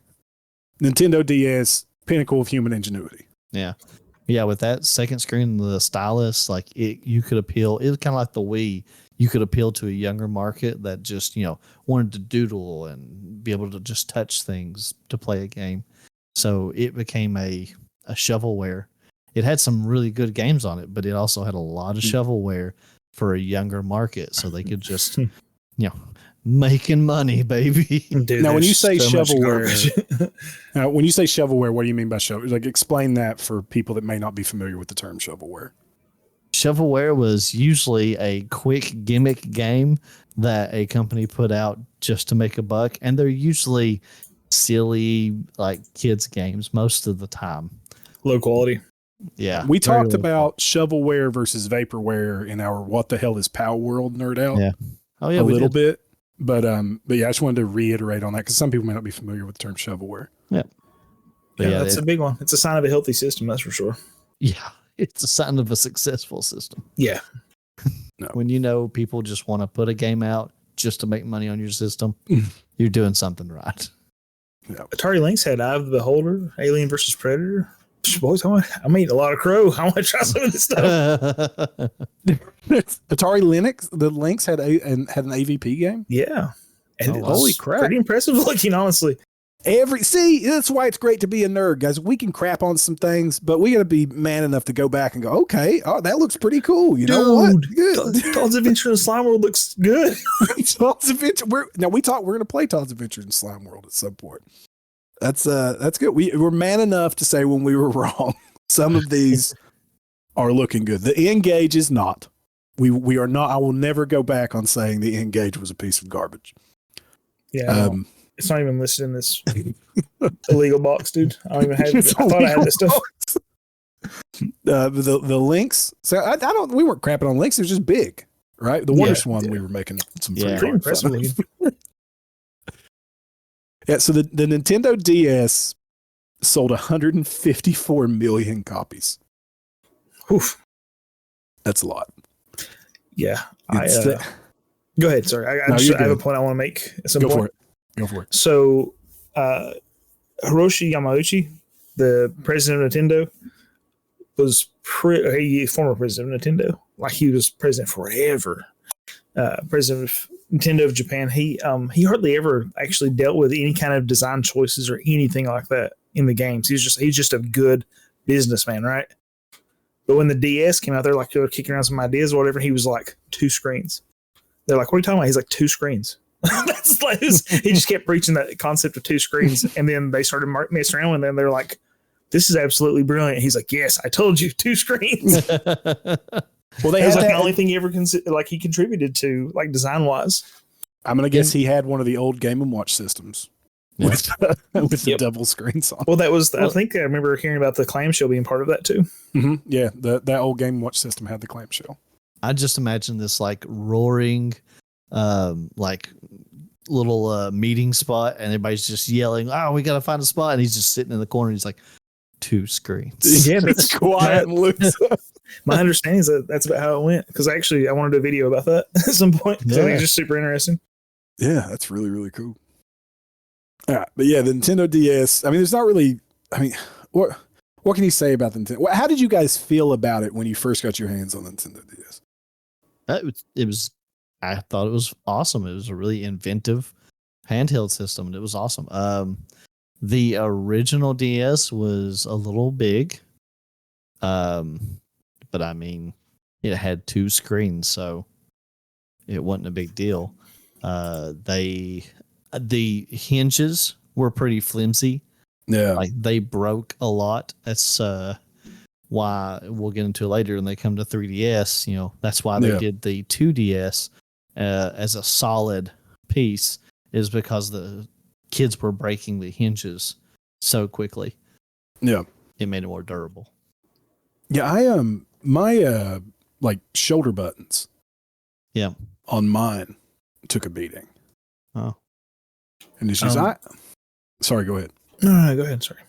No, I was just saying when I first got the DS. So I got the DS. The only reason I got a DS was Diamond and Pearl. I think I had just graduated high school. Yeah, I was starting college because I was skipping class to go sit by the lake and play Diamond and Pearl, feed ducks. I had a DS, and I thought it was I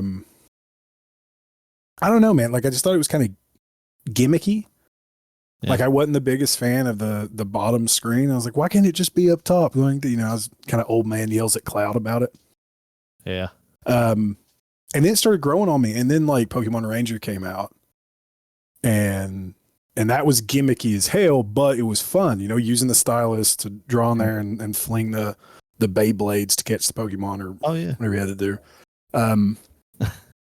I liked that a lot. Like, it was a lot of fun. And added this other kind of like dynamic level to gameplay that I was digging. Now, it probably led to the downfall of my first semester of college, but it was what it was. It was good. Yeah. Well, I mean, like the one I can think of off the top of my head is like Zelda Phantom Hourglass. Like, and use the boomerang in like the GameCube and like Wind Waker and Twilight Princess. You had to aim and select things. Well, with the Nintendo DS, you were able to like use the stylus to actually move and choose a path for your boomerang. And it was really cool. Something I really liked was the WarioWare games on there. WarioWare Touch, maybe. It just showed like how neat, how versatile that little system was. I really like the idea of like blowing into the mic and such to like move stuff. It's a lot of neat things. Had a microphone, had like the little thing where you could text with people. That was huge. You could sit around and like send people messages that are also on DS in the area. Mm-hmm. Now, you know what else you could do with a Nintendo DS?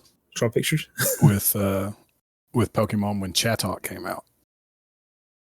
You guys remember that? Because you could record a saying in it. So your Chatot's this parrot Pokemon. And you could make a recording in the system, and that would be Chatot's cry when it came out. And so, what do you think the degenerates that play these games were making Chatot say on online tournaments? Because what was it? I think it was Diamond and Pearl or Black and White. The DS was one of the first ones to have online tournaments. What do you think Chatots were coming out saying? Profanities out the wall. Oh, Lord. Worse than profanities. Everything. They were coming out. And so Chatot was banned from competitive play for a long time. Because you had Chatots coming out just, that grew up and Dixie would rise again. Chatot. Jeez, why does every team have a Chatot in this tournament? Every team would have a Chatot and come out and then just spout. Behold the herald of our team. And you got to think, like, it's somebody, like, part of me's thinking the people that made these games are wholesome. Like, that makes me feel like they didn't think, oh, these miserable people are going to do awful things with this. Yeah. But they are, because they are. But it was, yeah. I never could get mine to work. I tried so much to record I never tried to make it say anything too terrible. But never could get it to work for some reason. I don't know if I wasn't doing it right or whatever. Other 7th gen console, the PSP. Anybody have any familiarity with the PSP? Oh, yeah. Oh my God. Dude. Talk about the PSP. I owned a PSP. Well, I will say this. I had a PSP. It was actually my younger brother Tyler's. And then he left to Japan because he was in the military. They shipped him out to Japan. He left it. And I kind of claimed it for my own. And Thanks, Tyler. Tyler listens to the show, doesn't he? Yeah, he does. Yeah. Tyler, he stole your PSP. Get it back from him. He knew. I was like, hey, I sent him a message like, hey, I stole your PSP. I got it just to play Kingdom Hearts Birth by Sleep. Was the whole reason that I wanted that PSP. I tried to play some other games and they were not good. I did not care for the PSP. I feel like the controls were clunky. The system was disc based, so that was rough. Yeah, it's those little was it UMD? Yeah, disc. I didn't care for it. Well, my issue, and the reason I liked it so much is that it is an RPG powerhouse, dude. Holy smokes! Oh yeah, it has so many RPGs on it. It's unreal. Yeah, and then they bring out some really nice collector's editions and stuff for the PSP RPGs on there. Well, that was more of the Vista, wasn't it? No, or the Vita. I mean, they did that too. But the PS Vita, that's next. That's in 7th gen. Yeah, or 8th gen rather. But yeah, I played the devil of the PSP, man. Oh, yeah, I didn't hear a lot about the PSP having a lot of. Now I do hear a lot about the Vita having a PSPs. PSP sold 81 million units. It's respectable. I mean, it's probably the closest anybody's ever come to doing and making a dent on Nintendo. That's more than, or that's a little bit less. It's 500,000 less than the GBA sold. GBA and GBA SP. Wow. Yeah. I mean, it had its diehard fans. Yeah. We had, when I worked at Page 3, we had a guy come in who swore up and down by the PSP and the Vita. Like, he was like, they're great systems. And I was like, you're allowed to have your trash opinion, I guess. You're allowed to be wrong. The only thing I remember about the PSP, I never had one. Mm-hmm. I just remember watching videos of people saying this thing would just fire a disc across the room at Mach damn it speed and stick into a wall into the drywall or something. We're watching videos of discs flying out of this thing like ninja stars, just taking out a vase or something. Well, they came out with. Oh, go ahead, Lee. I was saying, it always worried me with the fact that you have the spinning disc in a system that you're moving, because like laser burn's a thing. Yeah, and like whenever you were playing the PSP, you can move it and feel like the oscillation inside. It's like, this is Oh man, this may be bad. Like, what am I doing to this game? I hated moving. Like even just sitting down and you reposition yourself and you hear that disc go. I was like, oh, it's gone. This disc is dead. I bought one to play Castlevania Dracula X Chronicles, and then after that, I was just like, these RPGs are so cheap, so I just kept buying RPGs for it. So you've gaslit me. I gotta go look at my shelf. I'll be right back. I know there's some collector's editions. There may be. I didn't hear a lot. There were 3 different versions of the PSP as well, if I'm right, or 2 different, 3. So while Lee's scouring through his shelves for the Ark of the Covenant, let's move on. Okay. Let's move on to contemporary. So I have 8th and 9th gen kind of combined together because 8th gen is from like 2011 to the present. You know, we had the 3DS kind of marked that in 2011, marked the 8th gen, 2011, and then 2020 to the present, it's 9th generation handheld devices. So we're looking at like, this is our handheld computers. This is Steam Deck, ROG Ally, Lenovo Legion Go, and then all that stuff. Okay. Yeah. So I have 6, I think, collector's editions over there for PSP. It's like Ease 1 and 2, Ease, Oath and Felghana, Ease 7 maybe. Is it just Ease? Is that it? Lunar, Mega Man, Up, Mega Man, Maverick Hunter, maybe, or something like that. There's several. Because I was like, I remember thinking, man, I got a lot of PSP games like this. So. At least like there's tons of RPGs for the PSP, like Ys and Ys 2 and Ys 3. There really is a lot. And Tom Slime World. Tom Slime World. All right. So anyway, let's move into 8th and 9th gen, which is contemporary now. So we're looking at the Nintendo 3DS, was 2011, which isn't that contemporary, right? Like 2011 was 14 years ago. Oh God. Nintendo 3DS. How do we feel about the Nintendo 3DS? With 3D graphics. 3D graphics, 2 screens. You can play in 3D, guys. It's 3D. Again, they come out with another system later called the 2DS, which was just the 3DS. It played all the 3DS games, but it didn't go in 3D, and it was like a solid brick rather than a foldable system. Because, like I said, kids, first thing that went was always that hinge. So they made it more durable by making it a solid system. And they removed the 3D from it because the 3D was just causing headaches. It was awful. It was so bad.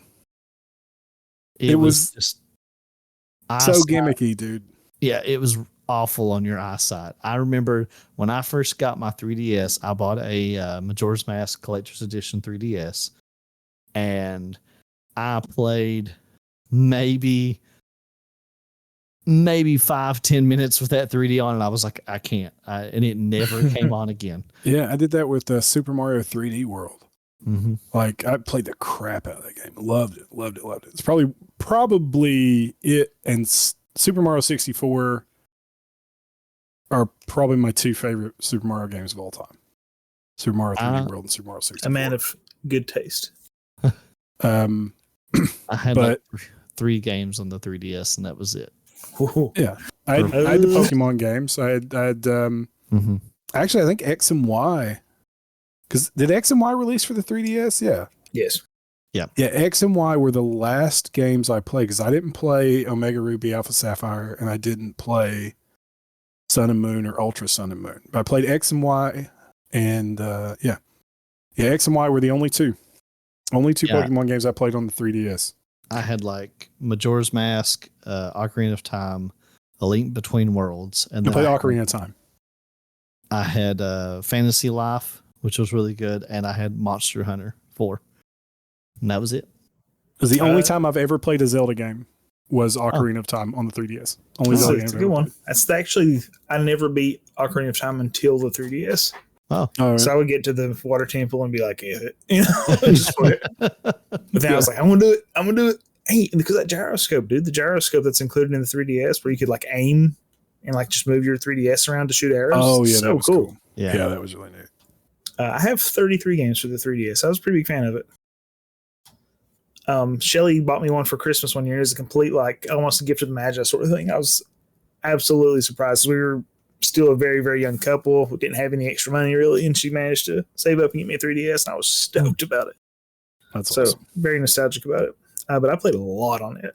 And I thought it was really impressive, like the 3D, but I kind of did the same thing Aaron did. I was like, wow, every game I got, I was like, this is great. Seeing the 3D graphics, and I'm like, okay. And I turned the slider off. Yeah. Now let's really play the game. 110%. As I turn it on to, okay, I experienced the novelty. All right, turning that shit off and we're moving on. Yeah. I get it. I understand. I've engaged. I've experienced it. I can move on. It's kind of an expensive system, honestly. Like It was. for games in particular. It was. And the games are still kind of pricey. 76 million units is all that 3DS sold. That's not as much as I would have anticipated. But if you guys don't mind, we can move on from the 3DS because we're crunching on time. Hit our last couple things here. We got whose predecessor just got friggin' shadow dropped on us a week ago. After we did our last episode was what we were most excited up for, and not a single one of us mentioned the Switch 2. Screw it. I'm over it and done. None of us like Nintendo. Yeah. Not right now. I'm mad at Nintendo right now. You're doing bad things to Pocket Pair, Nintendo. Stop it. I didn't know if it was coming out this year or not. So that's one of the reasons I didn't mention it. I mean, I'm excited for the we Switch didn't know. too. We hadn't heard anything about it. How could we? 100%. Right? We heard leaks. That was it. And as we've talked in our leak episode, I don't necessarily, I take them with a grain of salt and don't trust them. So whispered rumors in back alley gaming stores, But I do remember the Nintendo Switch announcement, the original Switch, and like Breath of the Wild was on the release, and I was like, well, I'm getting that. I'm going to have Breath of the Wilds, and I got a collector's edition with the blue and red Switch with the collector's edition of Breath of the Wilds. Pre-packaged with the release of the system and still plays and looks better than Scarlet and Violet. Yes, it does. Gross. Oh, yeah. I mean, it's a beautiful game anyway, dude. Yeah. It's breathtaking, really. The Switch, this was dockable. Was this the first handheld to be dockable? To kind of go back and forth? I mean, that's the big selling point, right? Like to have we can play it on the TV. Now, you had that with handhelds before, right? Like we had that where we could insert the cartridge into the N64 or into the GameCube or into whatever and put our GBA or regular Game Boy Advance or Game Boy games in there and play them on the TV. Played through Pokemon Green, Japanese version like that in its entirety on the 64.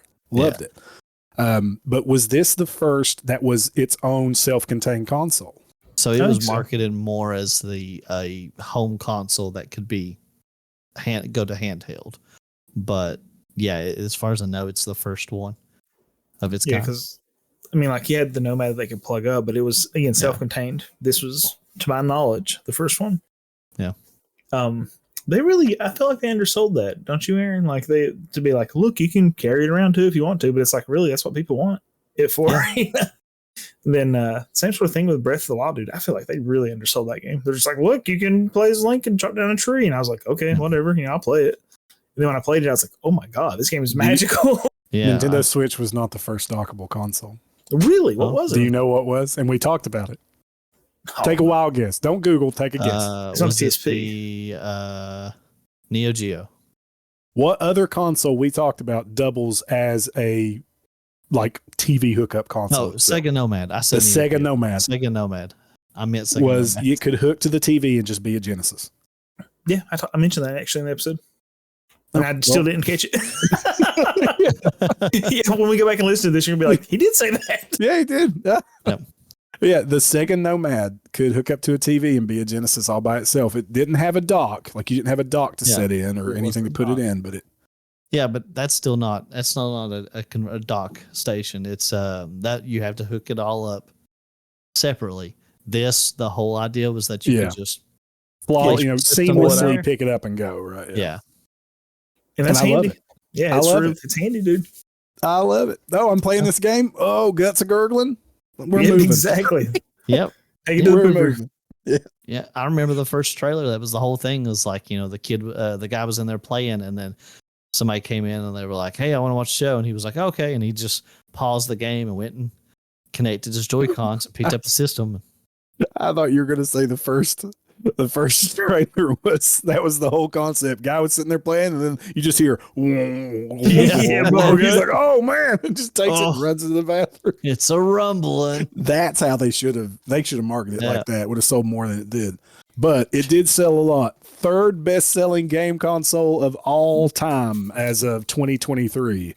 122.5 million units between the Switch Lite, and the OLED. I think I'm looking it up because I think no. Okay, it's not the best selling. It's the second. PlayStation 2 is the best selling still. That's ridiculous. Oh, did it pass up the Nintendo DS? Yeah, it's like 150 or something right now, dude. It's okay. Let's see. It's as of September 2024, before Christmas. Okay, it was at 146 million. Yeah, the info I got was from 2023. So it okay, cool. It's like I'm thinking it will eventually pass. Oh yeah. Yeah. Well, I don't know, man. Maybe it's still third. third. Drop the Switch too. Switch is it still third? Because it says the DS. Well, I mean, this post from Reddit, so who knows, dude? But first best-selling game console of all time, the Wonder Swan. Well, the Wonder Swan. So PS2 says 160. Because I was thinking like Sony actually came out recently and was like, "Oh, we got to revise our numbers. We actually sold more than we thought we did." I really think they did that. And then so the PlayStation 2 is still number one with 160. And then Nintendo DS with 154, and the Switch with 146. That's nuts, though. Yeah, I mean the Switch has just been like it's just had staying power, man. Yeah, that's what we talk about Nintendo. Like they don't have to be the most powerful. It doesn't have to have like super game breaking or genre defining graphics and stuff. Like it. They have titles. Yeah, if I play games, I have a Nintendo Switch and I have my PC, and I play the Switch because I like their exclusives, and everything else I play on PC. Oh yeah, yeah. It's just I don't know. I call it the potato now because it's just so old and so outdated. But it's like, give me the next one. Come on. I pretend I'm not going to go stand in line for the Switch 2 day one. Yeah, but I'll be there. I dread it so much. I'll be there. I guarantee it. Yeah, I dread it so much. The games are just too good, dude. Yeah. So in the 8th gen, we had the Nintendo Switch and Nintendo 3DS. Those kind of the Nintendo 3DS was 2011, Switch was 2017. You can make some differentiation there, right? Then we had the Neo Geo X. Came out in 2012. Hybrid video game console manufactured by Tomo, licensed by SNK Playmore. Features games that were popular on the original Neo Geo. If you're one of the 6 people that bought one of these, that's cool. I hope you've had a lot of fun with it. Yeah, I've been enjoying your trust fund. And then the PS Vita. We talked about. Yeah. 2011, same deal here. In Japan, 2011, 2012. Discontinued 2019. And then we move into what we're going to end the show on. We'll just talk a little bit about this because we've gone a little long today, but this has been a fun episode, man. Like I really dug this. Is the handheld computers. Yeah. Right. So we're moving into the Steam Deck 2021, the ROG Ally from Asus came out last year, and the Lenovo Legion Go came out last year. I mean, like the billing is, they're not necessarily handheld consoles. Like these are like full on handheld computers. Yep. Right. Like my wife has a Steam Deck and it's awesome. It's just so cool to be able to play games from that catalog, from the Steam catalog in a dockable, that kind of seamless, let's dock it in the TV. Let's pull it out of the TV. Let's do whatever. There. And then like the ROG Allies and the Lenovo Legion Goes, those take that a step further where, I mean, you can have Steam on those too, right? Like you have Steam on those, you can have Epic on those, all of our gaming interfaces or gaming marketplaces that we use. So in 2013, NVIDIA came out with the Shield Portable, and it was just a controller that could stream your Steam games onto your TV as well. Oh, wow. I didn't know about that. I had an NVIDIA Shield at some point, but it it was like mine was like a console. It actually plugged up. They had a NVIDIA Shield portable. It was just a handheld game console. Yeah, I didn't know that was even a thing. That's cool. I have to look that up. So Lee, I know you talked about the Steam Deck or your Rogue Ally, right? You have a Rogue Ally? Mm-hmm. You talked about that, a couple episodes ago on our wrap up? Yeah. Oh, yeah. Yeah. So talk about it a little bit more here in case people didn't hear that. Like, what do you think about these, like the handheld computers in the same marketplace as these handheld consoles? Like, do you think they're competing? Like, what do you think? Well, yeah. I do to some extent, but it's kind of like everybody's fighting for second place at this point. Nintendo's still smoking it, obviously, but the spot for second place is pretty huge, man. Like the Steam Decks, I think it's probably out of all the number twos, it's the number one because it's the most popular. Mm-hmm. It's just, and it's powerful. It's honestly kind of a game changer. I like the dock for the Steam or whatever else. It's there's a lot of times that like I don't want to sit at my computer and play Steam games, so like. That's why I hadn't really touched my Steam collection of hundreds of games for over the years until I got my ROG Ally or ROG Ally or whatever, and started using it. I mean, it absolutely floored me when I first, like, I was like, I wasn't as interested. I was like, I kind of like to have one, but I don't want to drop that kind of money. And then I actually held one. And I was like, oh snap, this is awesome. That's what I sold like some games to buy one. I thought they were going to be like unwieldy and miserable. I don't like a big hand. I don't like taking my Switch off the dock to play a ton. I will in some situations, like if I'm going to bed, I want to go lay in bed and play every now and then I will. But usually I'll take it off the dock, lay it in the bed, and take my controller with me. Because I'm not a fan of fan of the Joy-Cons. The nubbies. I don't like those. Me either.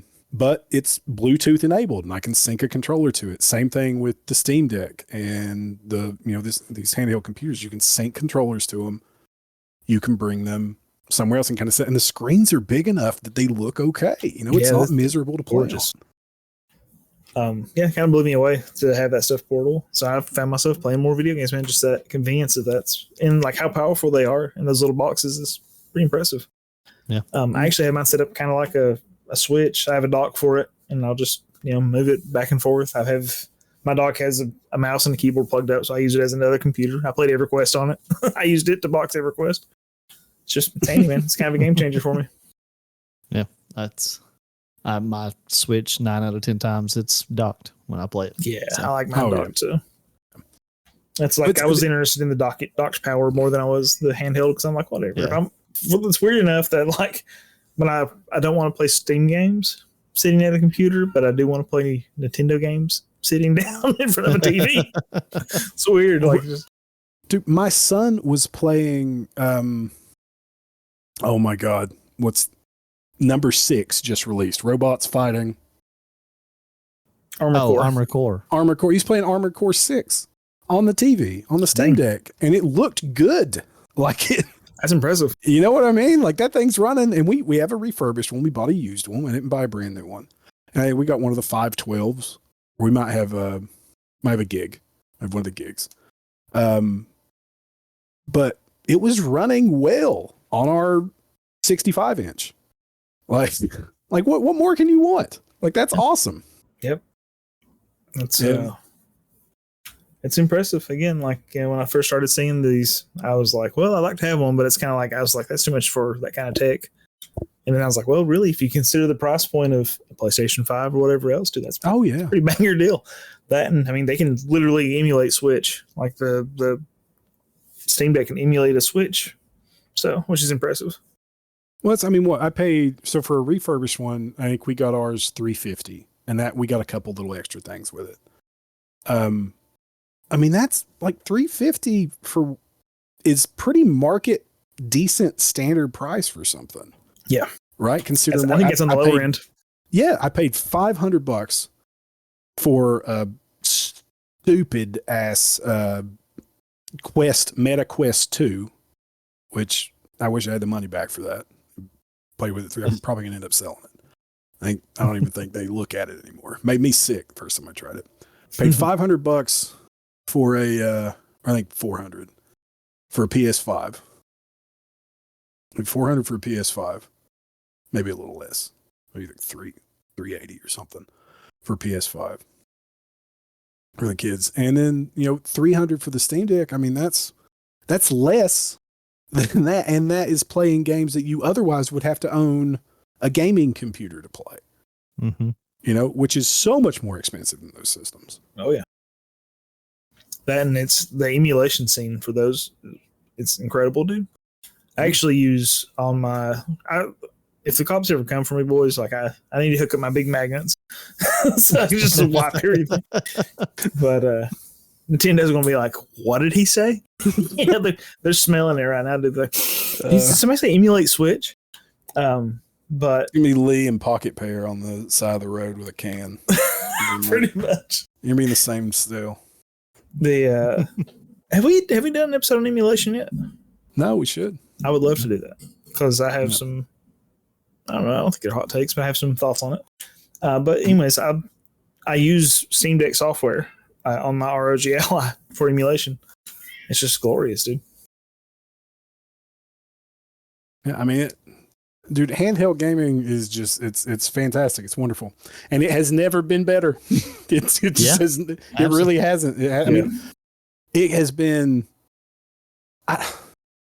I don't know, like the first time firing up Pokemon Red on an old Game Boy and sitting in the passenger seat driving down the road. It's hard to recapture that feeling. Oh yeah, but like right now, being able to seamlessly swap between putting it on the TV, having it in my hands, move through, and where we're going to go beyond this is exciting. Yeah. Yeah, and I think I've actually, about every experience I've had with handheld gaming has been like, wow. It's like, I mean, I remember the Game Boy the first time. It's like you were talking about. The first time I saw the 3DS technology, I was like, wow, that's impressive. The first time I held a Steam Deck, I was like, wow. I mean, even the difference between the original Game Boy and the Game Boy Pocket, like just how much clearer the screen was. I was like, wow, technology is just so cool. The future is now. Yeah. What will they think of next? Well, it's like watching a movie on a PSP, dude. I'm being like, what the flip is this? I remember watching Netflix. I watched Netflix on my 3DS and thought that was like the craziest thing ever. Yeah.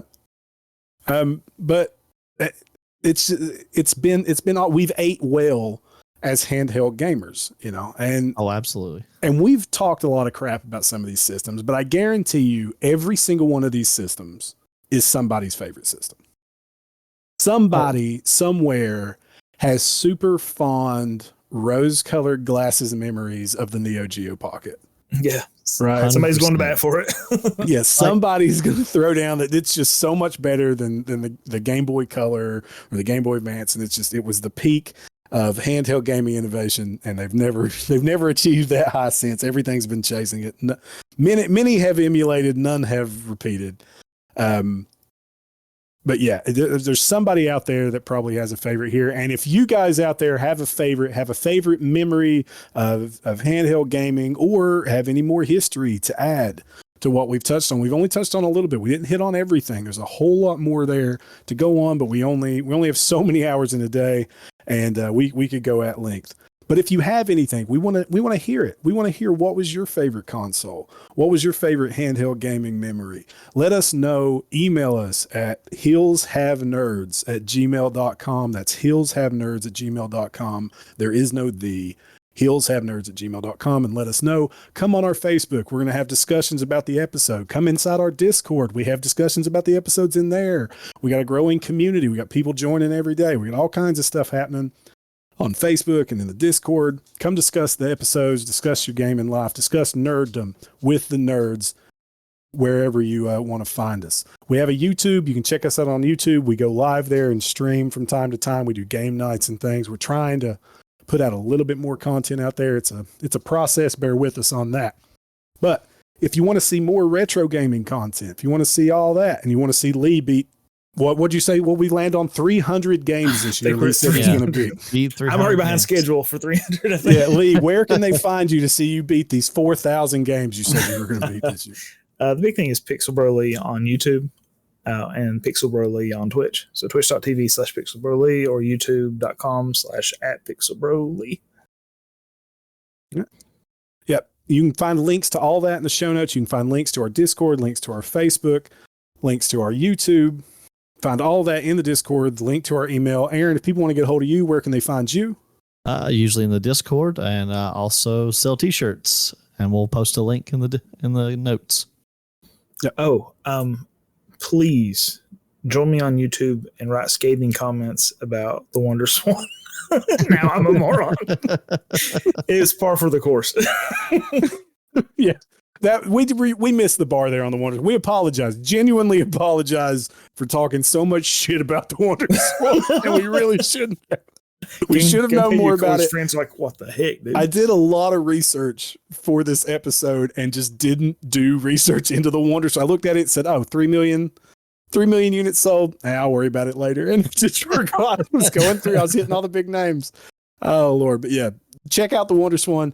Check out Lee. Come visit us. Send us an email. Tell us about your handheld gaming memories. Come visit us on Facebook. Go buy a shirt from Aaron. That is not affiliated with Hills Have Nerds. You're not buying Hills Have Nerds stuff. That is Aaron's personal thing there. Go check out Aaron's stuff. Yeah, helping Aaron pay his student loans out. That's it, guys. For us, thank you for listening, and we will see you next time. Take care, everybody.